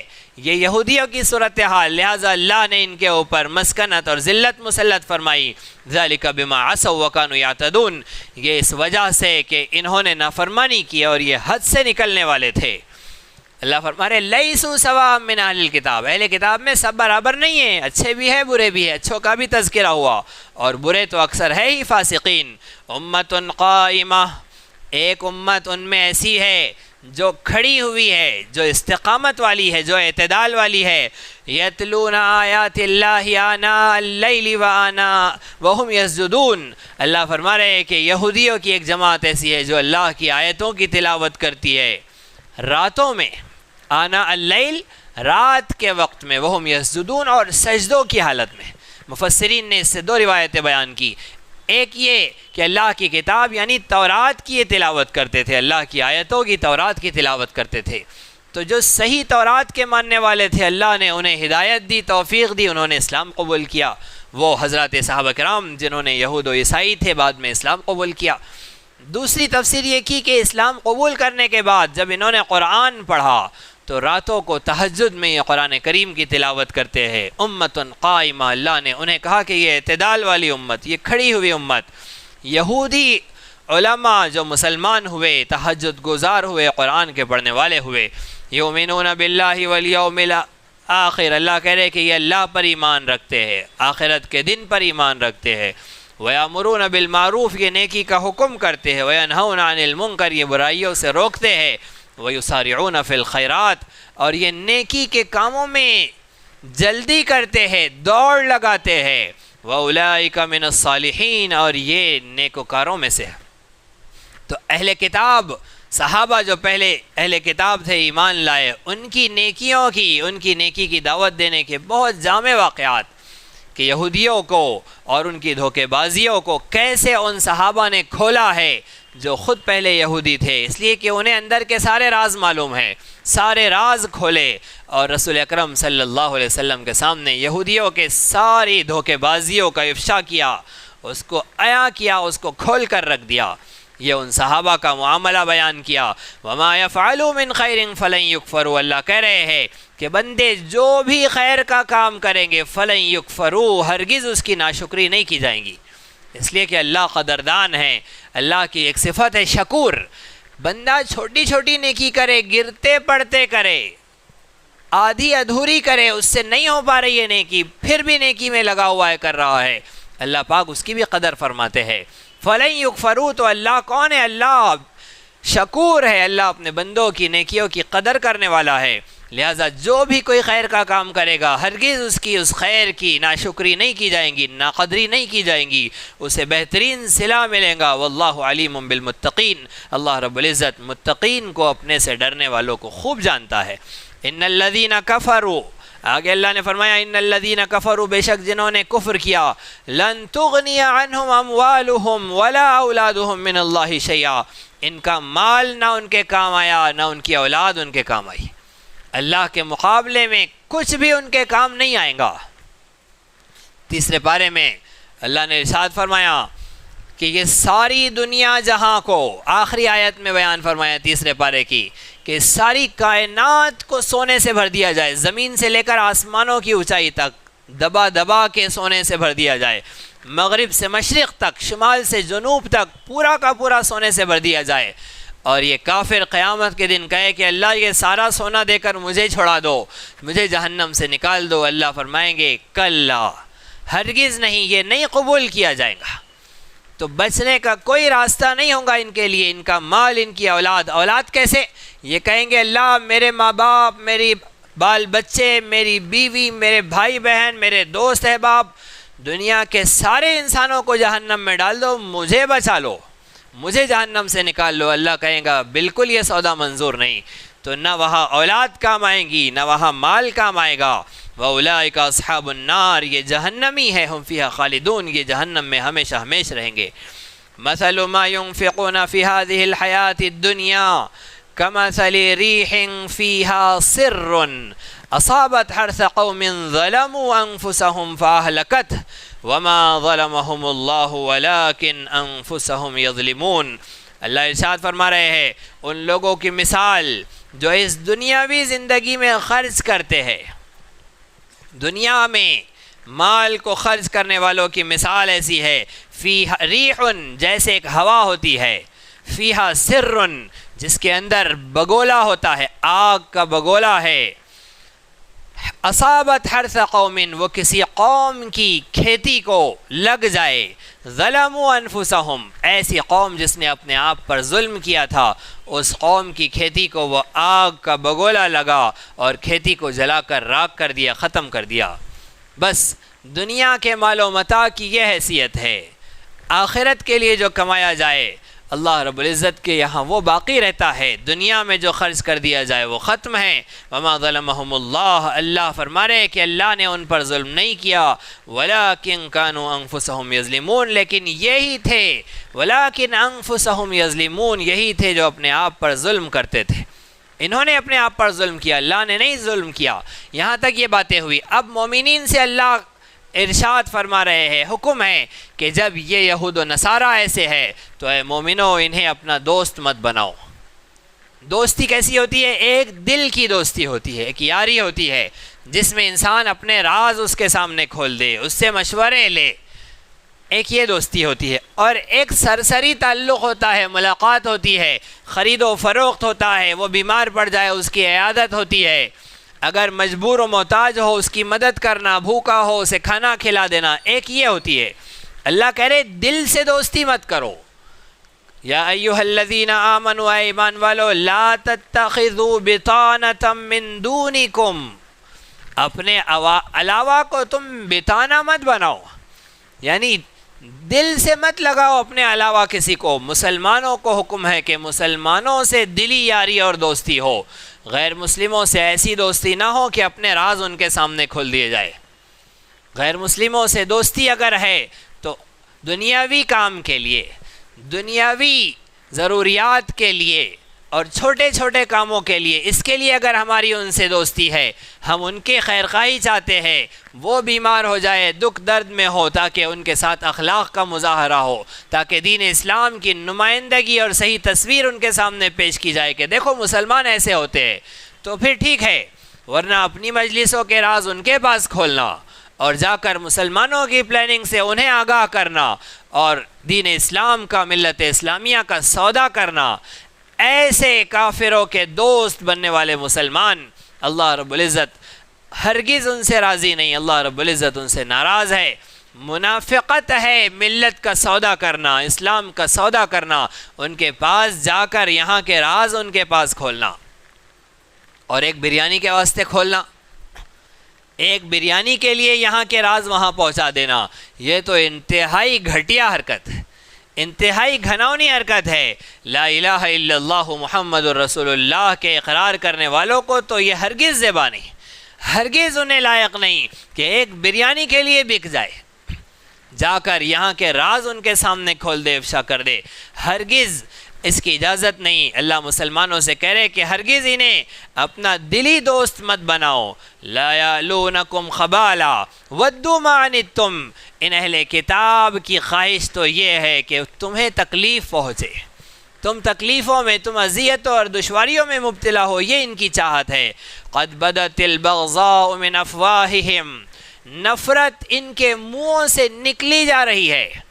یہ جو بھڑکاؤ بھاشن دیتے ہیں، یہ جو انسانیت کا امن غارت کرتے ہیں، یہ جو دنیا انسانیت کے لیے تکلیف کا سبب بنتے ہیں، یہ دنیا کے امن کو، یہ دنیا کے چین و سکون کو نقصان پہنچانے والے، یہ تو جو ان کے منہوں سے نکل رہا ہے، قد بدت البغضاء من افواہہم، نفرت ان کے منہوں سے نکلی جا رہی ہے۔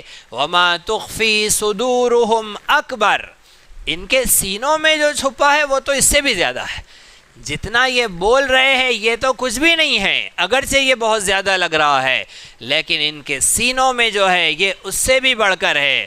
قد بینا لکم الآیات ان کنتم تعقلون، اللہ فرما رہے ہیں کہ ہم تمہارے سامنے یہ باتیں کھول کھول کر بیان کر رہے ہیں، اگر تم عقل رکھو، اگر تم سمجھ سے کام لو تو قرآن تمہارے لیے طے کر رہا ہے کہ تمہارے دوست کون ہیں، تمہارے دشمن کون ہیں۔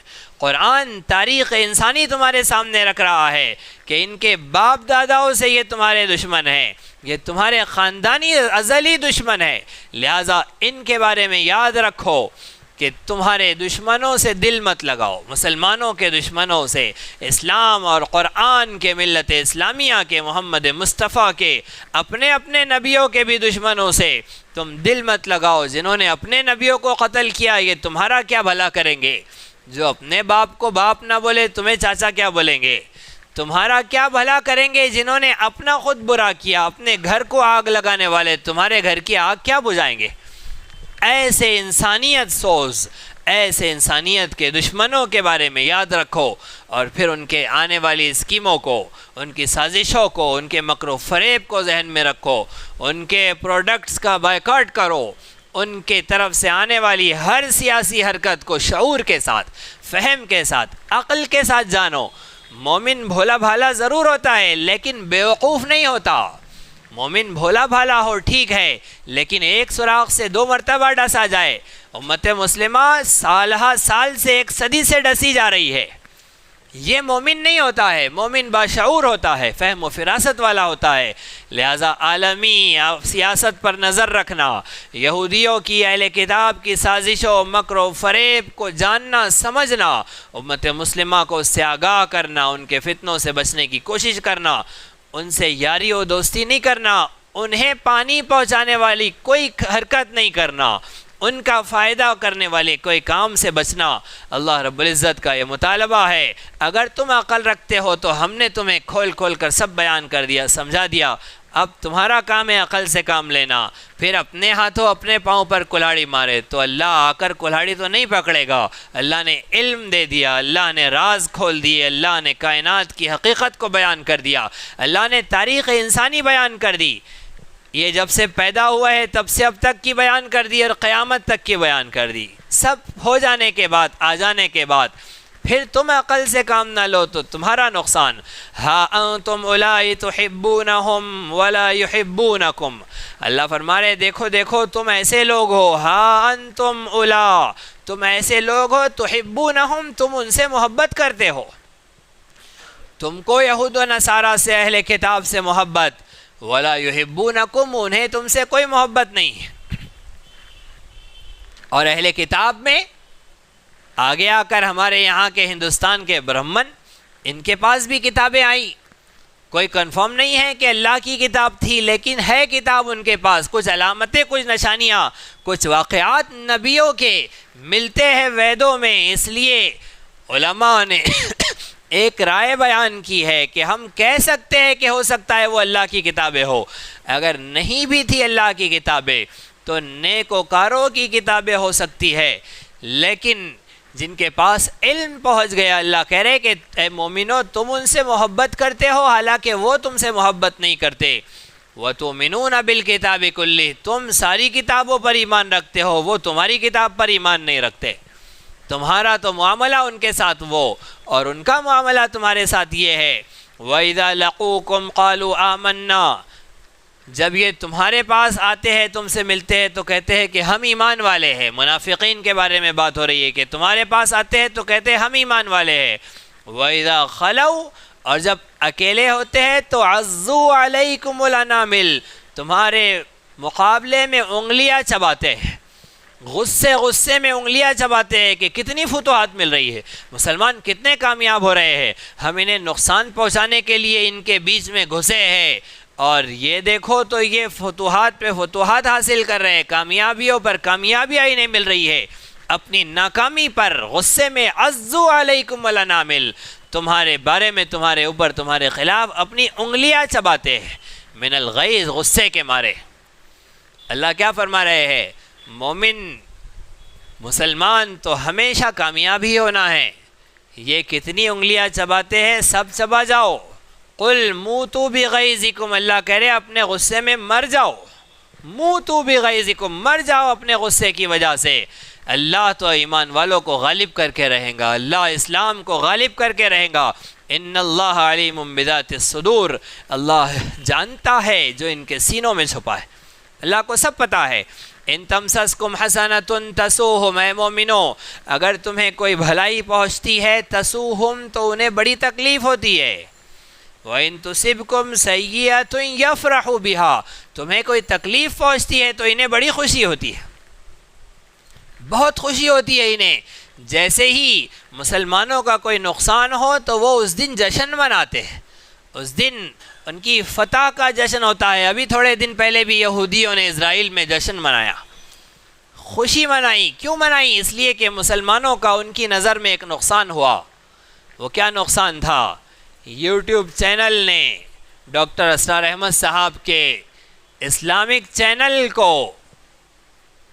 اڑا دیا سرور سے، یوٹیوب سے نکال دیا، بس اسلام کا یہ جو نقصان ہوا ہے، یہودیوں نے اسرائیل میں اس دن جشن منایا ہے کہ ایک بہت بڑی فتح انہیں ملی ڈاکٹر صاحب کے چینل کے یوٹیوب سے اڑا دیے جانے پر، نکال دیے جانے پر۔ تو یہ ان کی حالت ہے کہ جب مسلمانوں کا کوئی نقصان ہو تو یہودی اس پر خوشی مناتا ہے، یہودیوں کو وہ بات فرحت بخشتی ہے، ان کی روح کو تازہ کرتی ہے۔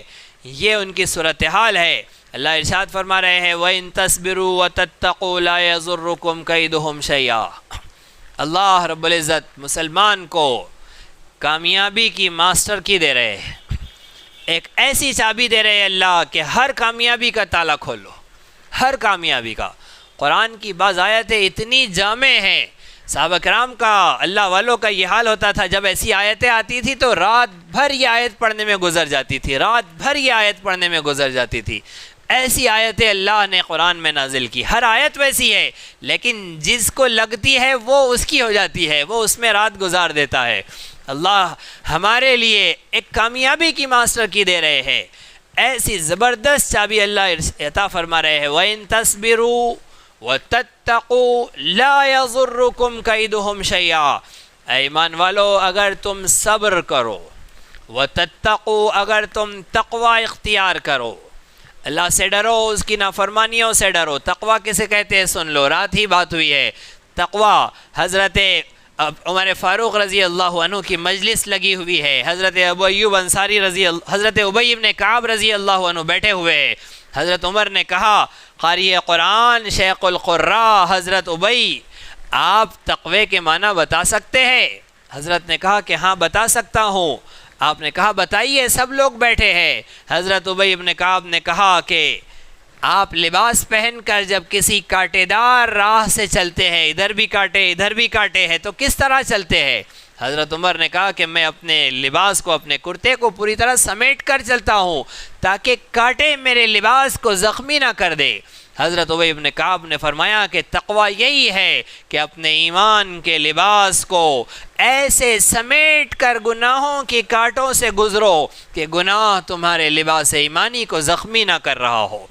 تو گناہوں کی اس دنیا میں اپنے آپ کو بچا کر گزر جانا کہ گناہ کے کانٹے ہمارے ایمان کو زخمی نہ کر رہے ہو، اسے کہتے ہیں تقوی۔ اللہ فرما رہے وَإِن تَصْبِرُوا اگر تم صبر کرو، وَتَتَّقُوا اگر تم اللہ سے ڈرو، اس کی نافرمانی سے ڈرو، تقوی اختیار کرو، لَا يَضُرُّكُمْ كَيْدُهُمْ شَيْئًا۔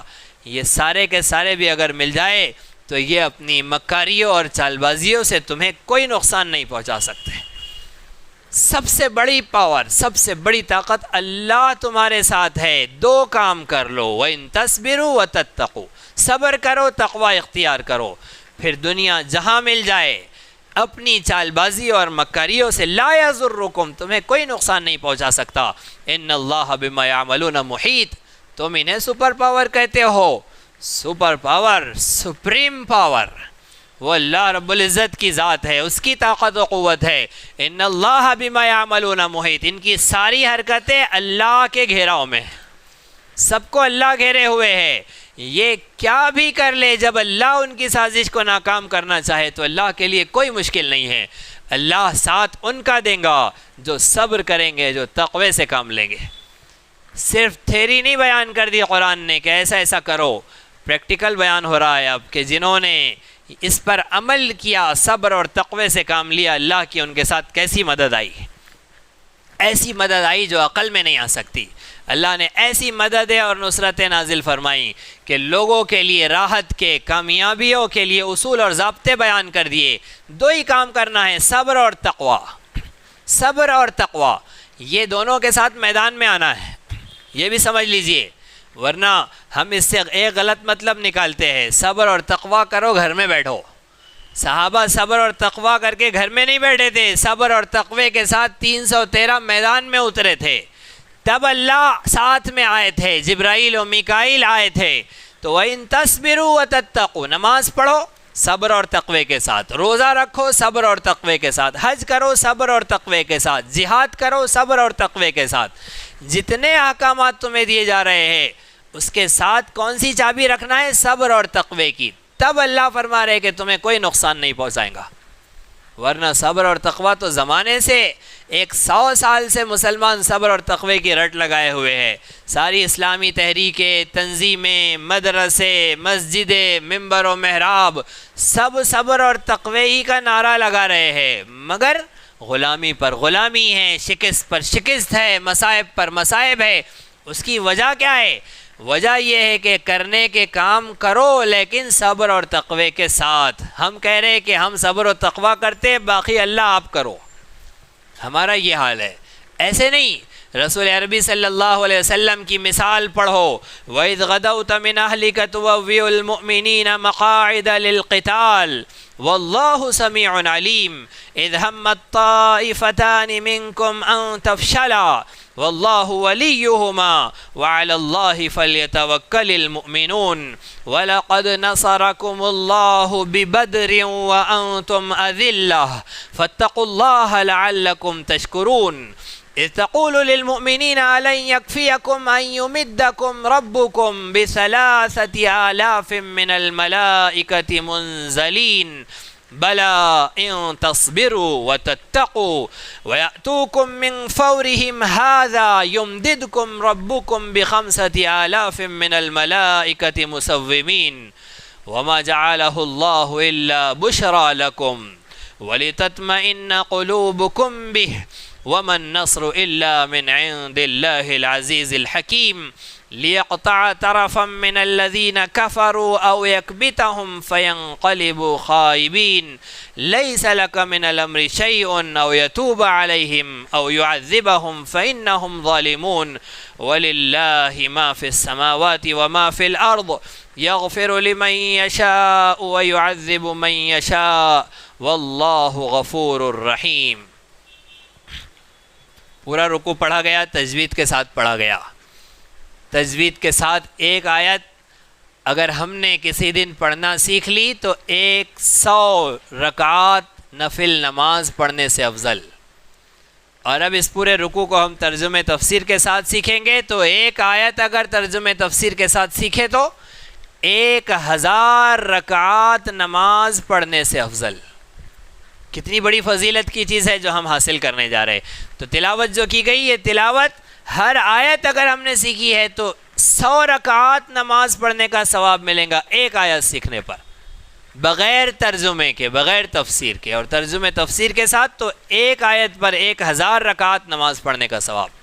اللہ فرما رہے وَإِذْ غَدَوْتَ مِنْ أَهْلِكَ. اے نبی صلی اللہ علیہ وسلم اس وقت کو یاد کریے، امت کو سنائیے جس وقت آپ صبح صبح نکلے تھے اپنے گھر والوں کے پاس سے. یہ کون ہے گھر والے؟ من اہلک. اہلک، اہلک مطلب اہل بیت. اہلک سے مراد کیا ہے؟ اہل بیت. قرآن کہہ رہا ہے اہلک. کا کون ہے یہ؟ کا رسول عربی صلی اللہ علیہ وسلم. آپ کے گھر والوں کے پاس سے نکلے تھے. حضرت رسول عربی صلی اللہ علیہ وسلم میدان بدر کے لیے جب نکلے تھے حضرت عائشہ صدیقہ رضی اللہ عنہا کے گھر سے نکلے تھے. تو اہلک قرآن سے ثابت ہے، حضرت عائشہ اہل بیت میں ہے، قرآن کریم سے ثابت ہے.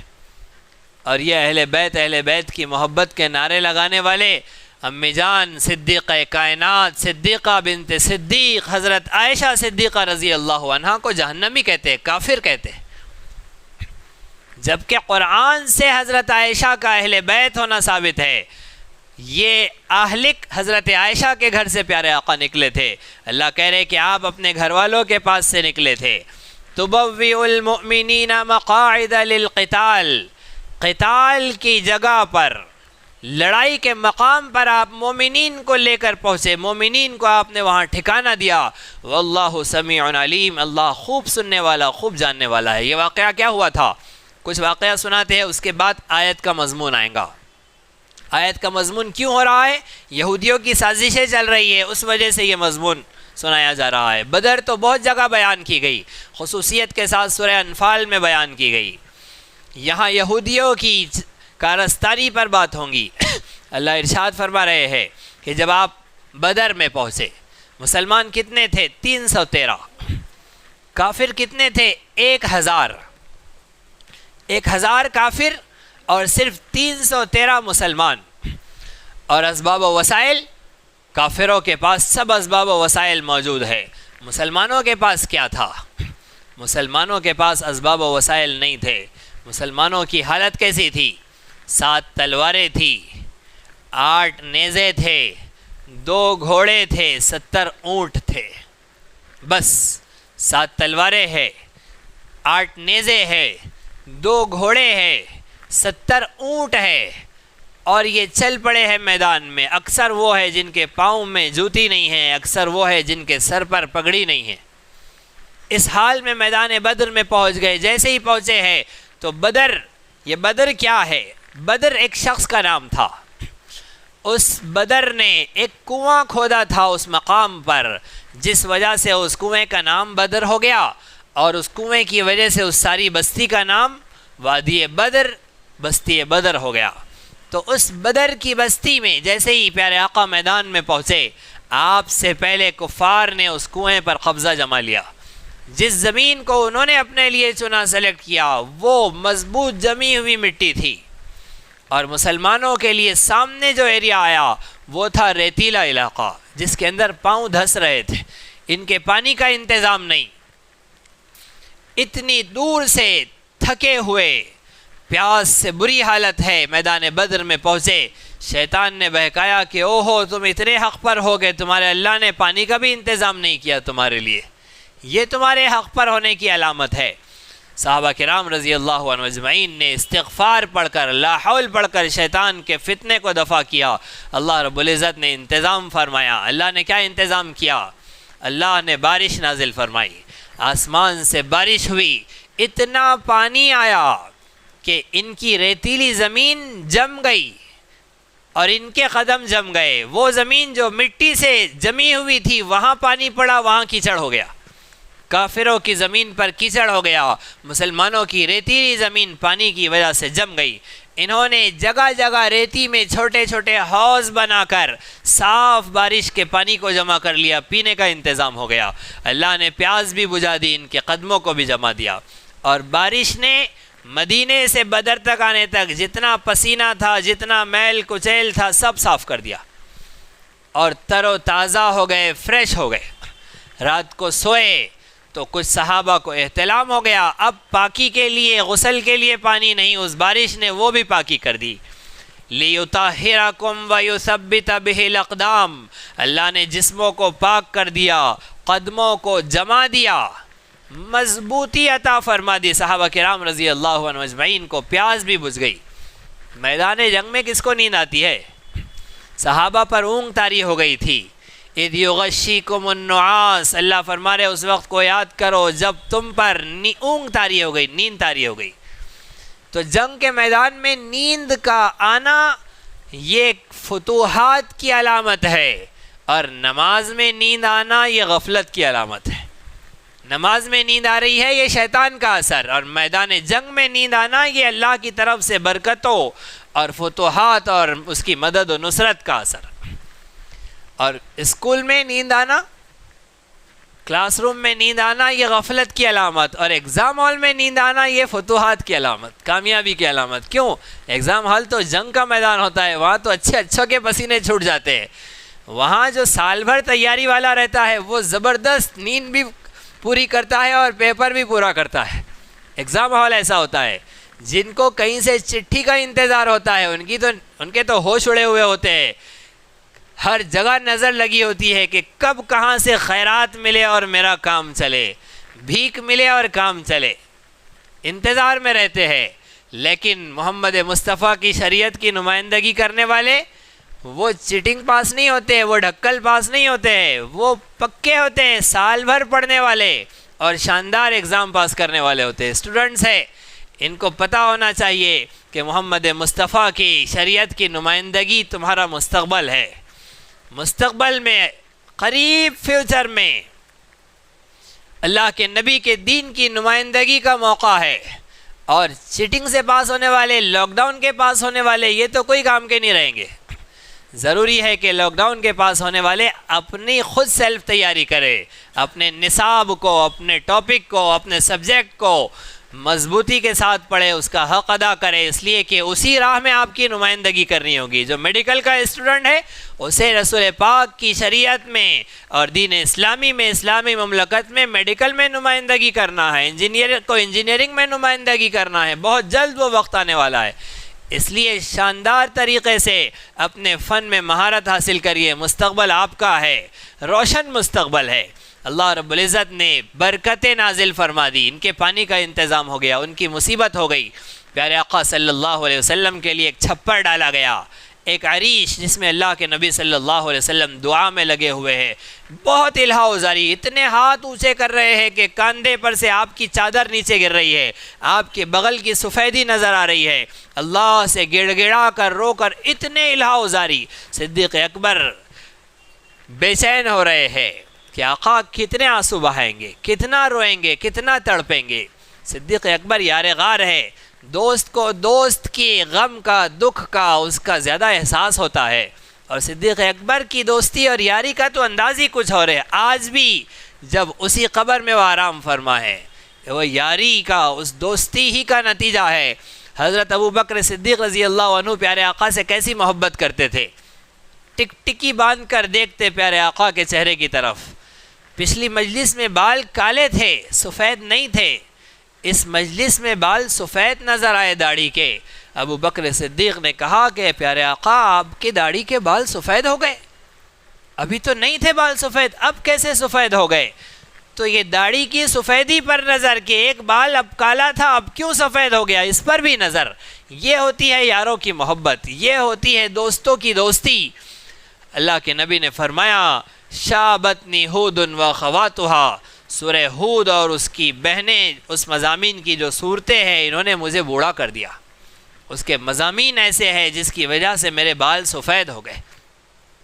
تو نبی اکرم صلی اللہ علیہ وسلم سے صدیق اکبر کی ایسی دوستی، بدر میں عریش میں پیچھے کھڑے ہیں ابو بکر صدیق رضی اللہ عنہ، اللہ کے نبی فرما رہے اللہم ان تہلک هذه العصابہ، اے اللہ اگر آپ نے اس جماعت کو، اس ٹکڑی کو ہلاک کر دیا، لن تعبد بعدها فی الارض، آج کے بعد روئے زمین پر آپ کی عبادت نہیں کی جائیں گی۔ یہ میں مٹھی بھر جماعت لایا ہوں، اس کی مدد آپ کی ذمہ داری ہے، میرے مشن، میرے کام کو مکمل کرنا ہے تو اس کی حفاظت کرنا۔ اللہ کے نبی نے دعا کی، صدیق اکبر نے کہا کہ اللہ کے نبی بس کریے، بس کریے، اللہ نے آپ کی دعا قبول کر لی، اٹھا کر لے کر آئے۔ اللہ کے نبی صلی اللہ علیہ وسلم باہر آئے، کھڑے ہوئے ہیں اور اشارے فرما رہے ہیں، یہاں ابو جہل مرے گا، یہاں عتبہ مرے گا، یہاں ربیعہ مرے گا، ایک ایک کافر کا نام لے کر اس کی جگہ کی طرف اشارہ کر کے پیارے آقا فرما رہے کہ یہ سب مرے گے۔ اور پھر آپ نے مٹھی بھر کنکری اٹھائی ہے، جیسے ہی میدان جمع ہے آپ نے اس کے اوپر شاہت الوجوہ پڑھا، شاہت الوجوہ، اور پھینکا۔ جیسے ہی شاہت الوجوہ کہہ کر آپ نے وہ کنکریاں پھینکی ہے، اللہ کے نبی کا معجزہ تھا، اللہ رب العزت نے وہ ساری کنکریاں ایک ایک کافر کی آنکھ میں پہنچائی۔ اللہ رب العزت پیارے آقا کی اس ادا پر کیا فرما رہے ہیں وَمَا رَمَيْتَ اِذْ رَمَيْتَ وَلَكِنَّ اللَّهَ رَمَى، اے نبی صلی اللہ علیہ وسلم وہ مٹھی بھر کنکریاں آپ نے نہیں پھینکی، جس وقت آپ نے پھینکی وہ اللہ نے پھینکی۔ اللہ رب العزت نے کافروں کی آنکھوں میں اسے پہنچایا، اور پھر جب مسلمانوں نے حلہ بولا ہے، جب مسلمانوں نے جنگ شروع کی ہے، پھر 70 کافروں کو قتل کیا اور 70 کو قید کیا۔ اللہ رب العزت نے ایسی مدد و نصرت کا، ایسی اعانت کا معاملہ فرمایا۔ یہ بدر کا معاملہ تھا۔ رسول اکرم صلی اللہ علیہ وسلم بدر میں صحابہ کو لے کر پہنچے۔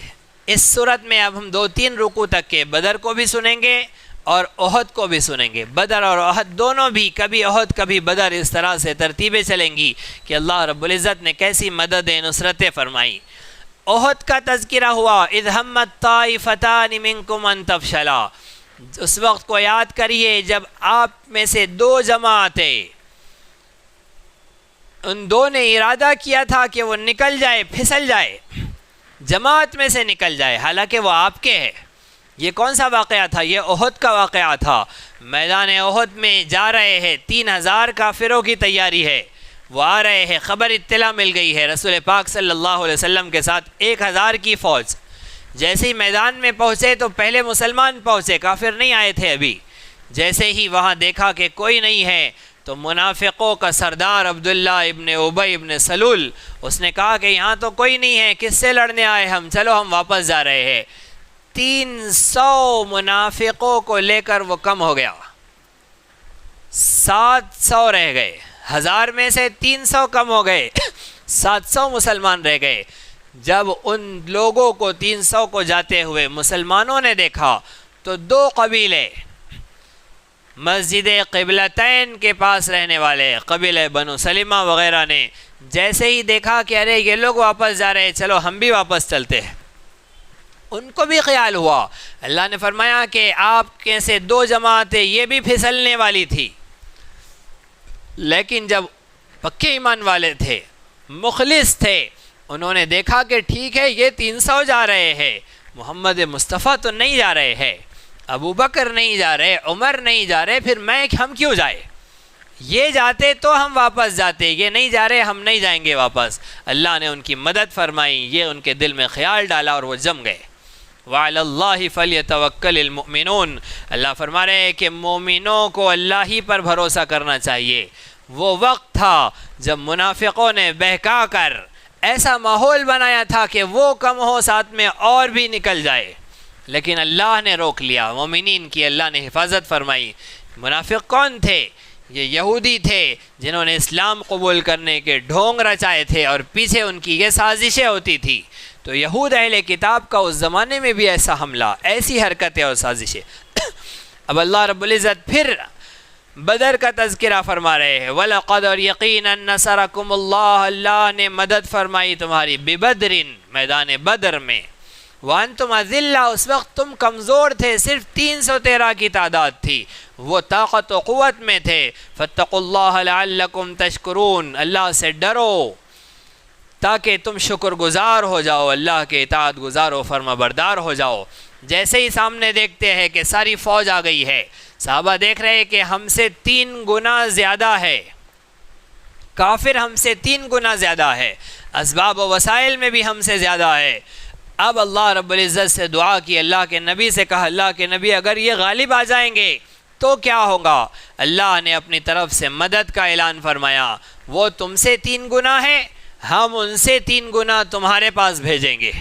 اذ تقول للمؤمنین، اے نبی صلی اللہ علیہ وسلم اس وقت کو یاد کریے جب آپ مومنین سے کہہ رہے تھے، أَلَنْ يَكْفِيَكُمْ کیا تمہارے لیے کافی نہیں ہوگا، أَن يُمِدَّكُمْ رَبُّكُمْ کہ تمہارا رب تمہاری مدد کرے، بِثَلَاثَةِ آلَافٍ 3000 من الملائکہ فرشتوں کے ذریعے، منزلین جو آسمانوں سے نازل کیے جائیں گے۔ تو 3000 فرشتے اللہ بھیجیں گا، وہ 1000 تھے تو ان کو بھی 1000 کر دیتے، 313 کے آگے کی تعداد پوری کر دیتے، لیکن اللہ نے اس حساب سے نہیں فیصلہ کیا، برابر نہیں، وہ تم سے 3 گنا زیادہ، تم 313، وہ 1000، ہم تم ان سے 3 گنا زیادہ بھیجتے ہیں۔ تو فرشتے آئے، اللہ رب العزت نے فرشتے نازل فرمائے۔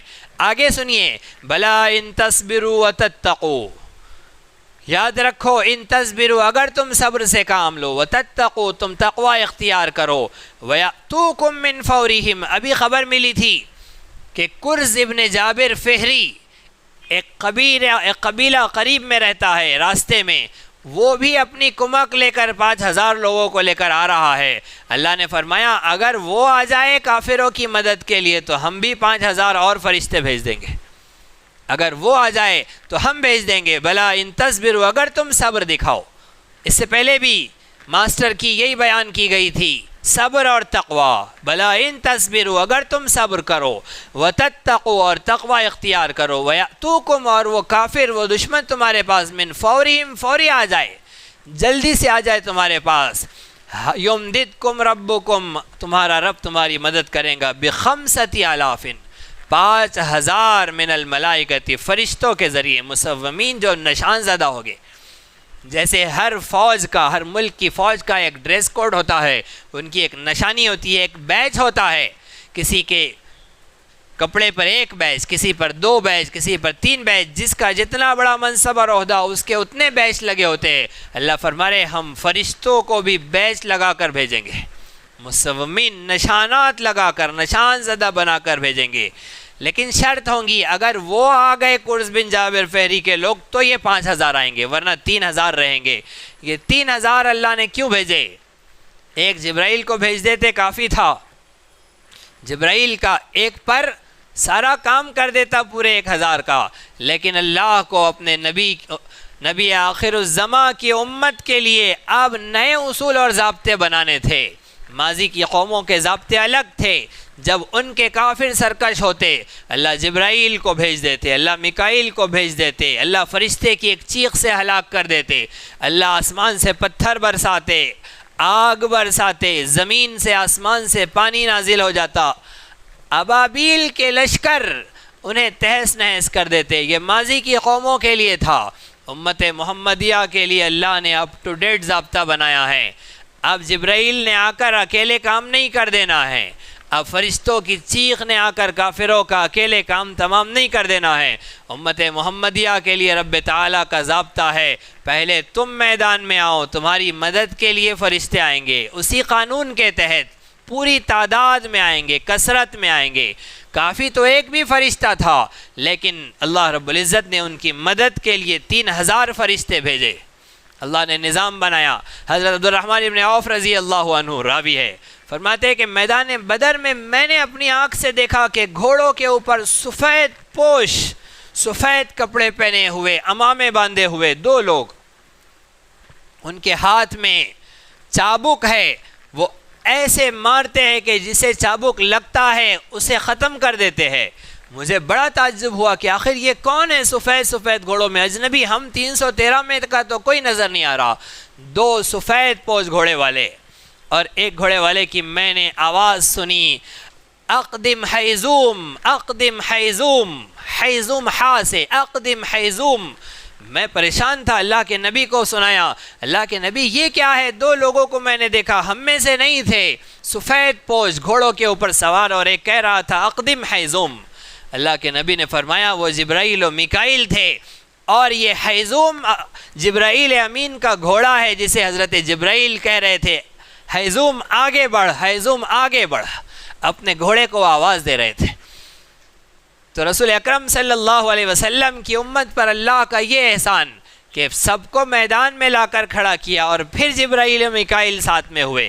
گھر میں رہو ہم سنبھال لیتے، ان کو ایسے نہیں ہے اب کام یہ ہے تم کو آنا ہے میدان میں سنبھالنے کے لیے، پھر تمہاری مدد کے لیے، تمہاری تائید کے لیے، تمہاری کمر کو مضبوط کرنے کے لیے، تمہارے قدموں کو جمع دینے کے لیے جبرائیل و میکائیل ہے نا، پھر وہ بڑی تعداد میں آئیں گے، لیکن تمہیں پہلے آنا پڑے گا۔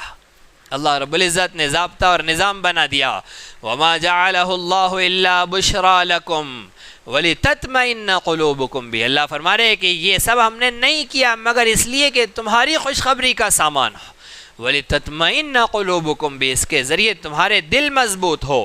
وَمَا النَّصْرُ إِلَّا مِنْ عِنْدِ اللَّهِ الْعَزِيزِ الْحَكِيمِ، مدد تو اللہ ہی کی طرف سے ہے جو غالب ہے اور حکمت والا ہے، ہر چیز پر اس کا غلبہ، ہر فیصلہ اس کا حکمتوں پر مبنی۔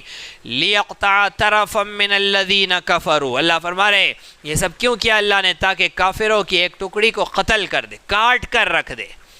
70 ایسے بڑے بڑے جاباز قتل ہوئے ہیں، مکے والوں نے اپنے جگر پاروں کو انڈیل دیا تھا، جگر کے ٹکڑوں کو انڈیل دیا تھا، اس لیے کہ شام سے آ رہا تجارت کا ابو سفیان کا قافلہ، اس پر مسلمان دھاوا بول رہے ہیں، یہ خبر پہنچ گئی تھی۔ مکے والوں نے تانے دے دے کر نکالا تھا اپنے جیالوں کو کہ جاؤ اور ہمارے مال کی حفاظت کرو، لے کر آؤ، اور مدینے والوں کو سبق سکھا کر آؤ۔ ایک سے بڑھ کر ایک مکے کے ہیرو وہاں جمع تھے، ولنس میں جو ہیرو ہوتے ہیں وہ ہیرو، ولنس میں جو اوپر درجے کے پہلی لائن کے جو ہوتے ہیں وہ سارے کے سارے جمع تھے۔ 70 کو قتل کر دیا گیا۔ یہ بہت بڑی فتح ہوتی ہے، بہت بڑی فتح۔ ایک فتح ہوتی ہے مالیاتی فتح، فائنانس کسی کا توڑا جائے، اور ایک ہوتا ہے کسی کی سیاست توڑی جائے۔ تو سیاست کو توڑنا، مال تو پھر کبھی آ جائیں گا، مال کبھی بھی کمایا جا سکتا ہے، لیکن سیاسی طاقت کو توڑنا یہ سب سے بڑی فتح ہوتی ہے۔ صحابہ کرام کو تو بتایا گیا تھا کہ ہم جا رہے ہیں وہ قافلے کو پکڑنے کے لیے جو شام سے آ رہا ہے تجارتی، سب خوش تھے کہ چلو پیسہ لے کر آئیں گے، مال لے کر آئیں گے، لڑائی جھگڑا نہیں، صرف مال لے کر آ جائیں گے۔ لیکن پیارے آقا کا، ابو بکر صدیق کا، فاروق اعظم کا، علی مرتضیٰ کا ارادہ تھا کہ ہم کو شام سے آنے والا علاقہ نہیں چاہیے، شام سے آنے والا قافلہ نہیں چاہیے۔ یہ کون روایت کر رہے ہیں؟ یہ امام انقلاب مولانا عبید اللہ سندھی رحمۃ اللہ علیہ، اکھنڈ بھارت کے آزادی کے ماسٹر مائنڈ امام انقلاب مولانا عبید اللہ سندھی رحمۃ اللہ علیہ بیان فرماتے ہیں کہ اللہ کے نبی کی خواہش تھی، آپ کو پتہ تھا کہ ہم نے جیسے بات لکھ کی، راز میں بھی جا سکتے تھے، لیکن بات پہنچی ہے، وہاں پر بات پہنچی ہے کہ ہم اس قافلے پر حملے کے لیے جا رہے ہیں جو شام سے آ رہا ہے، تاکہ یہ خبر مکے پہنچے اور مکے والے پھر اس کی حفاظت کے لیے آئے۔ تو ہمیں مال نہیں چاہیے، مال پھر کما لیں گے، ہمیں تو مکے والے چاہیے، ابو جہل چاہیے ہم کو۔ تو ابو جہل ضرور نکلے گا اور اچھوں کو لے کر نکلے گا۔ جب مکے والوں کو اور بڑے بڑے ان کے سرداروں کو اور بڑے بڑے سپاہیوں کو اور فوجیوں کو لے کر جب ابو جہل آیا ہے تب مزہ آئی۔ صحابہ تو پریشان تھے کہ یہ کن سے سامنا ہو گیا ہمارا، لیکن ان چاروں کی تو دل کی ہو گئی تھی، نبی پاک کی، ابو بکر صدیق کی، فاروق اعظم کی، علی مرتضیٰ کی۔ عثمان غنی نہیں تھے، حضرت عثمان رضی اللہ عنہ وہاں مکے میں تھے، مدینے میں حضرت عثمان غنی رضی اللہ عنہ آپ کے نبی اکرم صلی اللہ علیہ وسلم کے نائب بن کر وہاں موجود تھے۔ یہ چاروں کے دل کی ہو گئی کہ آ گیا ابو جہل۔ اب جب سب کی حالت خراب کی ہے، 70 کو قتل کیا ہے، کاٹا ہے، اللہ کہہ رہے لیقطع طرفا من الذین کفروا، اللہ نے یہ سب کیا ہی اسی لیے کہ ان کی ایک جماعت کو کاٹ کر رکھ دے، لیقطع او یکبتہم، یا پھر ایک جماعت کو قید کر لے۔ تو 70 قید بھی ہوئے، 70 قیدی بنے ہیں، اور پھر ان سے فدیہ لے کر انہیں چھوڑا گیا، اور باقی کے جو لوٹے ہیں تو ان کو راستے نہیں ملے بھاگنے کے لیے، بھاگتے دوڑتے مکے پہنچے، اور کئی ہفتوں تک تو گھروں سے باہر نہیں نکلے، شرمندگی کی وجہ سے کہ کیا منہ لے کر آئے، گھر سے باہر نہیں نکلے، ہفتوں تک باہر نہیں نکلے، جن کی یہ حالت تھی۔ عورتیں تانے دیتی تھی تم نے یہ کیا کیا۔ پھر انہی تانوں پر وہ احد کے لیے تیار ہوئے تھے، احد کے لیے پھر وہ 3000 کا لشکر لے کر پہنچے تھے۔ یہاں ان 70 کے ساتھ کیا کیا؟ 70 کو اللہ کے نبی صلی اللہ علیہ وسلم نے مشورہ لیا کہ ان قیدیوں کے ساتھ کیا کیا جائے، اور وہ جو 70 قتل ہوئے ان کے ساتھ کیا کیا اللہ کے نبی نے؟ اللہ کے نبی نے کہا ان سب کو بدر کے کنویں میں ڈالو اور کنواں بھر دو۔ ساری 70 کی لاشوں کو بدر کے نامی کنویں کے اندر ڈالا گیا، اور پھر اندر ڈالنے کے بعد کیا ہوا؟ اللہ کے نبی نے ان سے بات کی، کہا کہ میں نے تمہیں سمجھایا تھا پہلے ہی کہ میری اطاعت کر لو، اللہ کو مان لو، تم نے نہیں مانا، اب ہم کیا کریں؟ اب تمہارے ساتھ یہی ہوا، تمہارا یہی انجام ہے۔ آج بھی وہ بدر کے کنویں میں ہے، ہماری کیا رائے ہے؟ بدر کا مقام تو پاکیزہ مقام ہے، بدر کی سرزمین تو جنتیوں کی سرزمین ہے، وہ کافر اگر اس میں دفن ہوئے ہیں تو وہ وہاں نہیں ہے۔ اللہ رب العزت کا ایک ضابطہ ہے کہ مرنے والا جہاں کہیں مرے، جہاں کہیں دفن ہو، لیکن وہ جس کے لائق ہوتا ہے اللہ اسے وہاں پہنچا دیتے ہیں۔ ترتیب ہے اللہ کی کہ جس زمین سے انسان پیدا ہوا ہے اسی زمین میں وہ دفن ہوتا ہے۔ ہم کیا کہتے ہیں کہ ابو جہل بدر کی زمین سے پیدا ہوا تھا جو اسے وہاں دفن کیا گیا۔ بدر کی زمین تو پاکیزہ زمین ہے، ابو جہل جیسا وہاں نہیں پیدا ہوتا، ابو جہل اس زمین سے نہیں پیدا ہوا۔ ابو جہل کی مٹی حضرموت کی مٹی تھی، ڈیڈ سی کی مٹی تھی، جہاں قوم لوط پر اللہ کا عذاب نازل ہوا، یہاں اس کنویں میں ڈالا ہے۔ اللہ رب العزت نے نیچے کا سرنگ کو کھول دیا اور پھر ان کی لاشوں کو حضرموت پہنچایا، قوم لوط کی عذاب شدہ بستی پر پہنچایا، اس لیے کہ وہ مٹی سے پیدا ہوئے تھے، انہیں وہاں پہنچا دیا۔ لیکن بدر میں صحابہ کرام کی قبریں موجود ہے، 14 صحابہ جو شہید ہوئے تھے، ایک حصے میں ان کی قبریں بنائی گئی، 6 مہاجرین تھے، 8 انصار تھے، جو اس بدر کے معرکے میں شہید ہوئے ان کی وہاں قبریں ہیں، وہ تھے بدر کی مٹی سے پیدا ہونے والے جن کو وہاں دفنایا گیا، لیکن ابو جہل اور وہ 70 کافر انہیں اللہ رب العزت نے حضرہ موت پہنچایا، قوم لوط کی عذاب شدہ بستی میں پہنچایا۔ اللہ کا نظام ہے، یہ ترتیب ہے، یہ کائنات کی حقیقت ہے، جو جہاں سے پیدا ہوا وہ وہاں دفن ہوتا ہے۔ اگر کائنات کا نظام ایسا چلا کہ وہ وہاں جا کر نہیں مرا، وہاں دفن نہیں کیا گیا جہاں سے وہ پیدا ہوا تھا، تو اللہ اندر سے پہنچاتے ہیں۔ اور بہت سارے واقعات ہیں اور اس کی ایک مکمل تاریخ ہے جو کسی اور مجلس کی متحمل ہے، کسی اور مجلس میں سنائی جانی ہے۔ درس قرآن کی یہ محفل ہے۔ اللہ رب العزت ارشاد فرما رہے ہیں کہ اللہ ایک جماعت کو قتل کرنا چاہتا ہے، اللہ ایک جماعت کو قید کرنا چاہتا ہے، باقی کو بھگایا ہے اور باقی گئے ہیں اپنے گھر۔ تو 70 کا جو قتل ہوئے ان کا وہ حال کیا، جو قیدی تھے ان کے ساتھ کیا کیا، اللہ کے نبی نے مشورہ کیا ان کا کیا کیا جائے۔ صدیق اکبر کی ذات گرامی بڑی رحیم ذات تھی، بہت نرم دل۔ آپ نے رائے دی اللہ کے نبی ان سے فدیہ لیا جائے اور چھوڑ دیا جائے، اور مشورے پر فیصلہ ہو گیا۔ فاروق اعظم نے کہا کہ نہیں اللہ کے نبی، ان کو تو سب کو کاٹ دیا جائے، سب کو قتل کیا جائے، یہ جائیں گے تو یہ پھر آئیں گے، اللہ نے دیا ہمارے ہاتھ میں اس لیے ہے کہ ان کا کام تمام کیا جائے، سب کو قتل کرو، سب کو ذبح کرو۔ لیکن فاروق اعظم کی رائے پر فیصلہ نہیں ہوا، صدیق اکبر کی رائے پر فیصلہ ہوا، مشورہ ہوا، مشورے میں اللہ کے نبی نے یہ فیصلہ کیا۔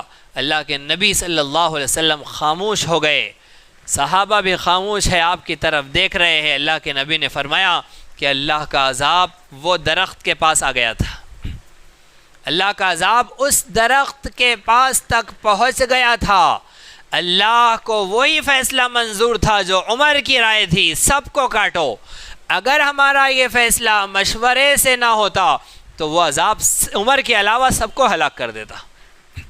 جو عذاب درخت تک آیا ہے عمر کے علاوہ سب ختم ہو جاتے، اس لیے کہ اللہ کی وہی مرضی تھی جو عمر کی رائے ہے، لیکن اللہ نے ہمیں بچا لیا کیونکہ ہم نے مشورے سے فیصلہ کیا ہے۔ تو مشورے کی برکت تھی کہ اللہ رب العزت کے اس عذاب سے سب کے سب بچ گئے، لیکن اللہ نے سزا طے کر دی۔ تم نے ان 70 کو چھوڑا ہے فدیہ لے کر، اب آئندہ سال تمہارے 70 ہم لے لیں گے۔ ان 70 کو تم نے چھوڑا، ان 70 کے بدلے میں 70 تمہارے شہید ہوں گے۔ یہ اللہ رب العزت نے اس مشورے کے بدلے میں، یعنی وہ 70 کو چھوڑنے کے بدلے میں مسلمانوں کے لیے فیصلہ کیا کہ اب 70 مسلمان اگلے سال شہید ہونے والے ہیں۔ اور وہ موقع آیا میدان احد میں کہ جب احد کا میدان سجا ہے، وہاں پر 70 مسلمان شہید ہوئے اور ایک سب نظام بنا، ایک ترتیب بنی۔ اگلے رکوعات میں وہ نظام، وہ باتیں چلیں گی۔ اللہ ارشاد فرما رہے ہیں لیس لک من الامر شیء او یتوب علیہم او یعذبہم فانہم ظالمون۔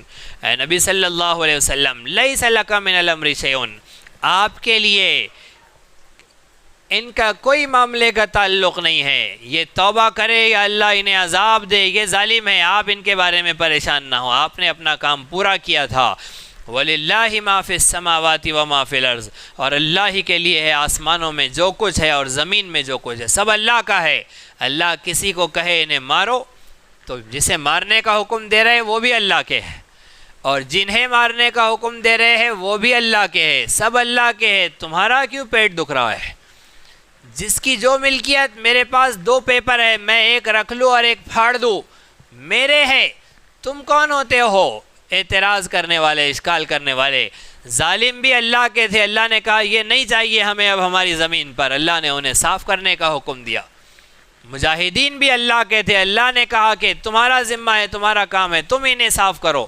اللہ کے، اللہ نے حکم دیا، اس کی مرضی ہے۔ لیس للہ ما فی السماوات وما فی الارض، اللہ ہی کا ہے جو کچھ آسمانوں میں اور زمین میں ہے۔